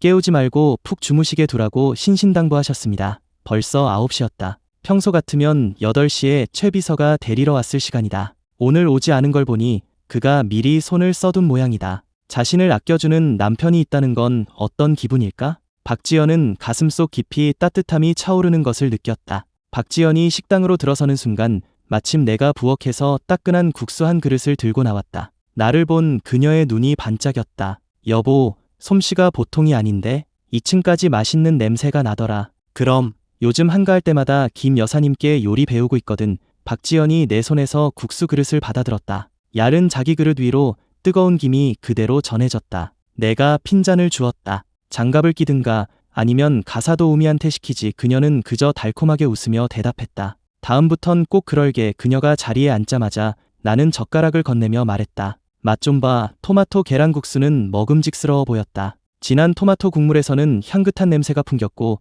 이에는 송송 썬 파와 노릇하게 부친 계란, 그리고 상추 2장이 올라가 있었다. 박지연이 진지하게 한 입 맛보았다. 내가 아침 일찍 일어나 직접 반죽해 만든 수타면이었다. 다만 너무 두껍게 밀어서 양이 꽤 많아 보였다. 이 큰 그릇에 담은 이유를 알 것 같았다. 국물은 지난주에 우리가 허거 집에 갔을 때 내가 토마토탕을 마음에 들어 하자 직원이 챙겨준 것이었다. 어때? 맛있어? 나는 그녀 옆에 앉아 초조하게 시식평을 기다렸다. 그녀는 한 입 더 먹고는 나를 보며 칭찬했다. 아주 맛있어. 당신 솜씨가 많이 늘었네. 내 요리만큼은 아니지만 그래도 꽤 괜찮아. 나는 의자에서 일어나며 말했다. 국도 끓였어. 계속 먹고 있어. 내가 한 그릇 떠다 줄게. 아침 식사 후 최 비서가 경원으로 왔다. 나는 박지연을 배웅하며 슬쩍 말했다. 나 유진이네랑 런던 여행 가기로 했어. 26일 비행기인데 언제 돌아올지는 아직 모르겠네. 회사 일 정리되는 대로 런던으로 갈게. 그녀가 탄 차가 시야에서 사라지고 나서야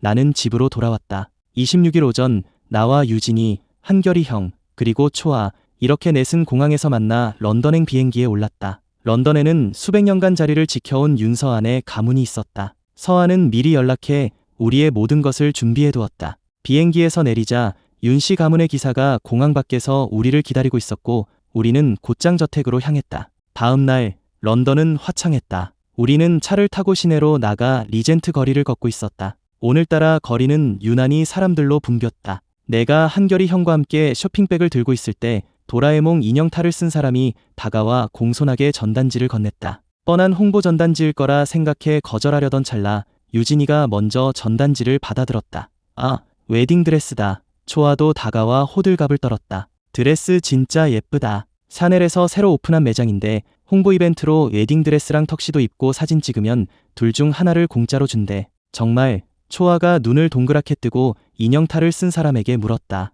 저도 돼요. 제가 모델로 사진 찍으면 이 드레스 저 주는 거예요. 인형 탈을 쓴 사람은 고개를 젓더니 말없이 서 있던 나를 손가락으로 가리켰다. 아, 오빠를 모델로 점 찍었나 보네. 아무나 모델 시키진 않을 테니 홍보 효과를 생각해서 가장 잘 어울리는 사람을 고른 거겠지. 초아가 내 팔을 잡아 끌며 말했다. 형부, 저 첫 번째 드레스, 저거 너무 예뻐요. 형부가 턱시도 입고 사진 몇 장 찍고 드레스를 고르면 공짜로 준대요. 전단지 속 드레스를 보니 어딘가 낯이 익었다. 보름 전 초아를 따라 서울 샤넬 매장에 갔을 때 그녀가 입어봤던 드레스와 비슷했다. 다른 점이 있다면 전단지 속 드레스에는 치맛단에 자잘한 다이아몬드가 촘촘히 박혀 있다는 것이었다. 아무래도 시중에서는 팔지 않는 소장품 같았다. 오빠, 한번 입어봐요. 어차피 결혼할 때 드레스 필요하잖아요. 지연 언니도 좋아할지 몰라요. 세트로 나온 턱시도도 오빠한테 딱 맞을 수도 있고요. 초아가 고개를 끄덕였다. 맞아요. 맞아. 공짜인데. 나는 고개를 갸웃하며 그녀들을 훑어보았다. 너희들 혹시 나 몰래 뭐 꾸민 거 아니지? 평소에 음료수 하나 고를 때도 의견이 제각각이더니 오늘따라 죽이 척척 맞네. 뭔가 수상한데 그때 도라에몽 인형이 길가의 명품 매장을 가리켰다. 초아는 그대로 내 손을 끌고 매장 안으로 들어갔다. 형부, 한번 입어만 봐요. 3분 뒤 우리는 샤넬 매장 안에 있었다. 드레스는 쇼윈도에 걸려 있었다. 조명 아래 수많은 다이아몬드가 눈부시게 빛을 반사했다. 정말 아름다운 드레스였다. 첫눈에 반할 만큼. 나는 한눈에 박지연이 이 드레스를 입은 모습을 떠올릴 수 있었다. 나도 모르게 마음이 흔들렸다. 그때 매니저가 급히 다가와 지도를 펼치며 공손하게 설명했다. 사진작가가 동행할 겁니다. 여기 정해진 장소에서 사진만 찍어주시면 일정이 끝난 뒤 이 드레스나 잠시 후 입어보실 턱시도 중 하나를 증정해드립니다. 사진은 오직 광고 홍보용으로만 사용되며 고객님의 초상권과 사생활은 철저히 보호해드릴 테니 안심하셔도 됩니다.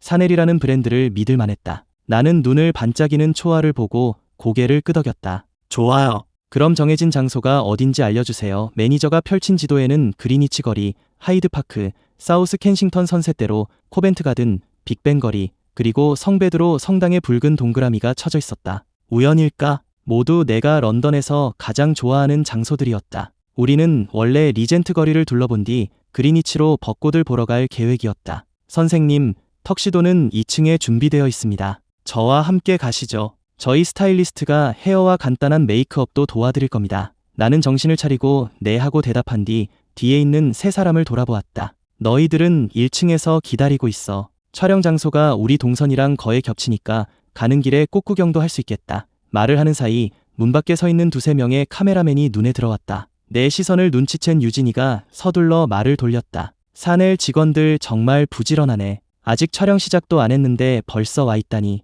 그러게. 장비 점검하고 있나 봐. 그 말에 나는 시선을 거두고 매니저를 따라 2층으로 올라갔다. 세 사람은 서로를 보며 안도의 한숨을 내쉬었다. 초아가 가슴을 쓸어내리며 투덜거렸다. 카메라맨은 왜 이렇게 일찍 온 거야? 하마터면 들킬 뻔했잖아. 유진이가 웃으며 말했다. 전 세계 생방송이잖아. 우리가 저택 나설 때부터 따라붙었어. 초아. 헐, 대박. 난 전혀 몰랐네. 한결이 형이 휴대폰을 꺼내 라이브 영상을 틀자 화면에는 샤넬 매장과 세 사람의 모습이 실시간으로 중계되고 있었다. 초아가 쳐다보니 페이스북 라이브 방송이었다. 그녀는 서둘러 휴대폰을 꺼내 트위터 실시간 트렌드를 확인했다. 1위는 삽사인 박지연 깡도현 결혼식 라이브였다. 클릭하자 화면 가득 댓글이 쏟아졌다. 우리 도연씨 아직도 속고 있는 거 모르는 듯 바보같이 옷 갈아입으러 갔어. 현실 부부 케미 미쳤다. 오늘도 남의 연애 보면서 우는 나. 빨리 박 대표 트위터 가봐. 그 댓글을 본 초아는 호기심에 라이브 방송을 끄고 팔로우 목록에서 박지연의 트위터 계정을 찾아 들어갔다. 5분 전에 올라온 고정 트윗은 벌써 좋아요 5만 개, 리트윗 10만 개를 넘어서고 있었고 댓글도 폭발적으로 늘고 있었다. 초아를 경악하게 한 것은 바로 그 트윗의 내용이었다. 오늘 결혼식을 맞아 기쁨을 함께 나누고자 제 남편을 칭찬하는 댓글을 남겨주신 분들 중 10분을 추첨해 오션뷰 빌라를 한 채씩 선물로 드립니다. 오션뷰 빌라. 언니의 스케일은 정말 남달랐다. 부동산을 선물로 거는데 눈 하나 깜짝하지 않다니. 초아가 충격에서 벗어나기도 전에 옆에 있던 유진이가 감탄하며 말했다. 박 대표 스케일 진짜 대박이다. 나도 리트윗해야지. 한결이 형이 말없이 휴대폰만 들여다보고 있자 유진이가 의아한 듯 물었다. 오빠는 참여 안 해? 박씨 그룹 오션뷰 빌라 돈 주고도 못 사는 건데. 한결이 형은 고개도 들지 않은 채 대답했다. 이미 부계정 4개째 돌리고 있어. 한편 2층 탈의실. 내가 안으로 들어서는 순간 방 안에 있던 직원 열댓 명이 일제히 휴대폰을 꺼내 들었다. 인터넷에 또 무슨 연예인 스캔들이라도 터졌나? 왜들 저렇게 급하게 구경하는 거지? 턱시도는 허리선부터 전체적인 핏까지 마치 나를 위해 맞춤 제작된 것처럼 완벽하게 맞았다. 소재는 말할 것도 없고 바느질에 사용된 실조차 금빛을 띠고 있었다. 구두와 시계까지 모든 것이 최고급이었다. 이렇게 호화로운 걸 정말 공짜로 준다고. 단상 위에 서서 거울에 비친 내 모습을 보니 순간 멍해졌다. 거봐요. 형부 이 턱시도 입으니까 진짜 멋있죠. 과장된 칭찬에 정신이 들었다. 조용히 해. 한결이 형이 고개를 끄덕였다. 정말 멋있다. 우리 이왕 이렇게 된 거 사내 사진작가한테 부탁해서 브이로그라도 하나 찍어달라고 할까? 초아가 맞장구를 쳤다. 매니저님이 그러시는데 저희가 입을 드레스도 준비되어 있대요. 다 같이 꽃마차 타고 사진 찍을 수 있대요. 유진이가 지갑을 흔들며 말했다. 그럼 브이로그 찍는 거 좋지. 사진작가님한테 수고 좀 해달라고 하고 우리 계속 따라다니면서 찍어달라고 하자. 여행 와서 사진 남기는 걸 싫어할 여자는 없었다. 나는 고개를 끄덕였다. 사진작가님한테 추가 비용 드리고 영상 좀 찍어달라고 부탁해봐. 내 말이 채 끝나기도 전에 2층 복도에서 카메라맨이 장비를 메고 나타났다. 정말이지. 너무 적극적이었다. 유진이가 재빨리 다가가 지갑에서 파운드화를 한 뭉치 꺼내 그의 주머니에 찔러 넣었다. 수고 많으십니다. 영상 잘 찍어주시면 팁은 따로 챙겨드릴게요. 그 시각 국내의 라이브 방송 채팅창은 난리가 나 있었다. 이 세 사람 연기 합이 장난 아니다. 우리 도연씨 완전 속았어. 도연씨가 뭔가 눈치챌 것 같으면 바로 차단해버리네. 박 대표 어디서 저런 배우들을 섭외한 거야? 너무 재밌다. 도연씨도 뭔가 이상하다고 느끼긴 하겠지만 설마 결혼식일 거라고는 상상도 못하겠지. 나는 고개를 돌려 말했다. 유진아, 휴대폰 좀 빌려줘. 지연이한테 영상통화 좀 하게. 내 휴대폰은 어젯밤 초아가 변기에 빠뜨리는 바람에 고장이 나 있었다. 유진이는 주머니에서 휴대폰을 꺼내 지연이에게 카카오톡 영상통화를 걸어 내게 건네주었다. 전화는 금방 연결되었고 화면에 지연이의 얼굴이 나타났다. 지연아, 나 런던에서 턱시도 입어봤는데 지금 입고 있거든. 완전 잘 어울리는 것 같아. 나는 카메라를 돌려 거울에 비친 내 모습을 보여주었다. 어때? 멋지지? 나한테 딱 맞아. 특히 이 액세서리들 내가 소설에 썼던 거랑 똑같아. 마침 매니저가 다가오기에 내가 물었다. 이 밀레니엄 시계 레플리카도 같이 주는 건가요? 매니저는 잠시 머뭇거리다 마지못해 고개를 끄덕였다. 네, 선생님. 나는 다시 카메라를 나에게로 돌렸다. 지연아, 이따가 웨딩드레스도 보여줄게. 너한테 정말 잘 어울릴 것 같아. 보고 마음에 드는지 알려줘. 사진 다 찍고 저녁에 보내줄게. 말을 하다 그녀 뒤에 배경이 눈에 들어왔다. 사무실 아니네. 박지연은 태연하게 대답했다. 오늘 출장 왔어. 옆 도시에서 미팅하고 오후에 서울 돌아가. 나는 일 열심히 하고 시험시험 하라고 몇 마디 당부한 뒤 웃으며 영상통화를 끊었다.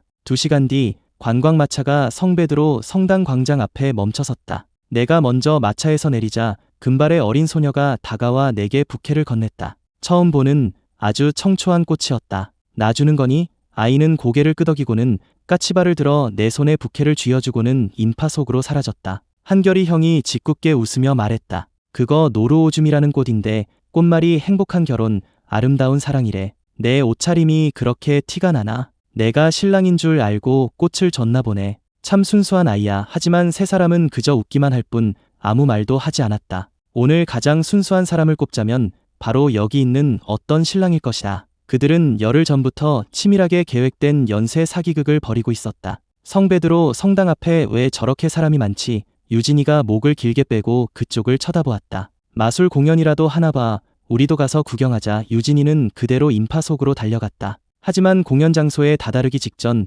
갑자기 나타난 사람들이 유진이의 팔을 잡아 끌어 인파 속으로 데리고 들어갔다. 나는 동공이 커지며 턱시도 차림도 잊은 채 사람들을 해치고 안으로 파고들었다. 유진아, 내 말이 채 끝나기도 전에 눈앞에 거대한 장미 꽃밭이 펼쳐졌다. 나는 그대로 얼어붙었다. 대리석 바닥이 붉은 장미들이 글자를 이루고 있었다. 강도현, 사랑해. 촌스럽기 짝이 없는 고백이었지만 나는 걷잡을 수 없이 감동했다. 그제야 깨달았다. 런던 여행도 사진 촬영도 모두 거짓말이었다. 이것은 박지연이 나를 위해 준비한 결혼식이었다. 나는 고개를 들어 주위를 둘러보며 그녀를 찾았다. 다음 순간 광장 중앙에 대형 스크린이 켜졌다. 안녕하세요, 도연 작가님. 저는 작가님의 오랜 팬이에요. 소설에서처럼 박 대표님과 꼭 행복하게 사셔야 해요. 도연아, 하하, 난 아직도 내가 도연이라고 부르는 게 편하다. 내 모든 축복을 너에게 보낸다. 꼭 행복해라. 수많은 축하 메시지가 이어졌다.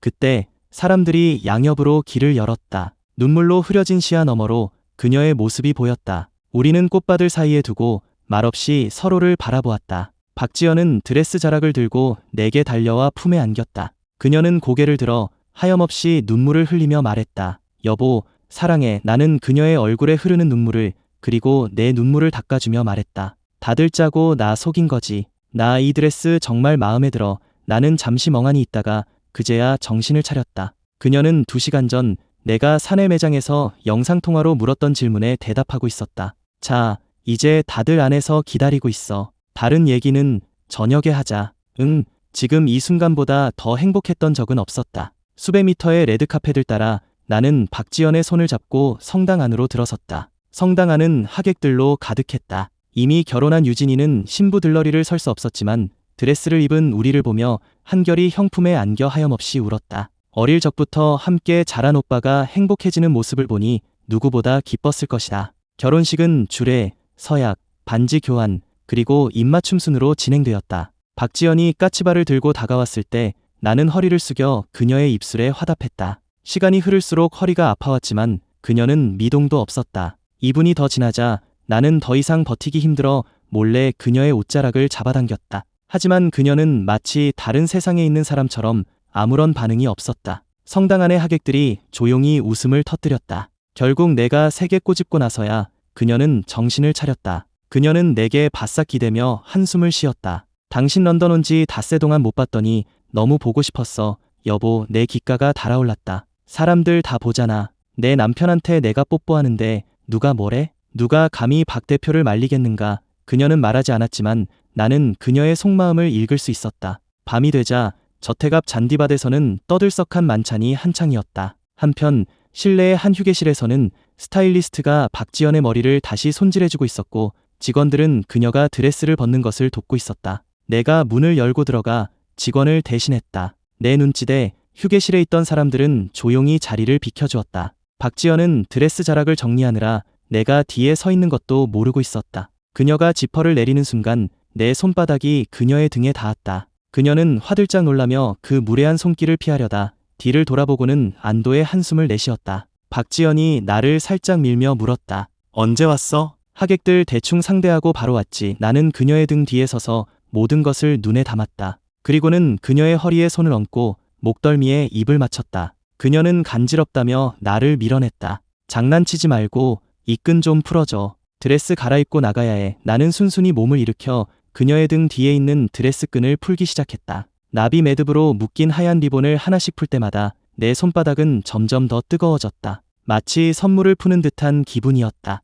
그녀는 나의 선물이었다. 드레스가 바닥에 떨어지자 나는 허리를 숙여 그것을 주워들었다. 그녀는 베일도 내게 건네며 말했다. 여 보장에 걸어둬. 내일 최비서 시켜서 서울로 보내야지. 그녀가 드레스를 거칠게 다루는 것을 보고 내가 대신 받아 걸었다. 조심 좀 해. 치맛단에 박힌 다이아몬드 떨어지겠다. 이건 박지연이 직접 한 알 한 알 박은 다이아몬드였다. 말이 목구멍까지 차올랐지만 나는 입을 다물었다. 오늘 오후에야 알았다. 이 드레스는 그녀가 직접 주문 제작하고 다이아몬드 하나하나를 손수 꿰어 만들었다는 것을. 그녀가 말한 야근은 사실 사무실에 남아 다이아몬드를 받고 턱시도를 바느질하느라 밤을 새운 것이었다. 눈 밑이 시퍼렇게 멍들 정도로. 내가 말을 잇지 못하자 그녀가 짓궂게 물었다. 이건 뭐? 나는 2초간 머리를 굴려 변명을 생각해내려 했지만 고개를 드는 순간 그녀의 그림자가 내 얼굴을 덮었다. 박지연은 내 입술에 입을 맞추었고 내가 하려던 말은 그대로 그녀의 입속으로 사라졌다. 그녀는 눈을 감고 내게 입을 맞췄고 나는 그녀의 허리를 감싸 안아 내 품으로 더 깊이 끌어당겼다.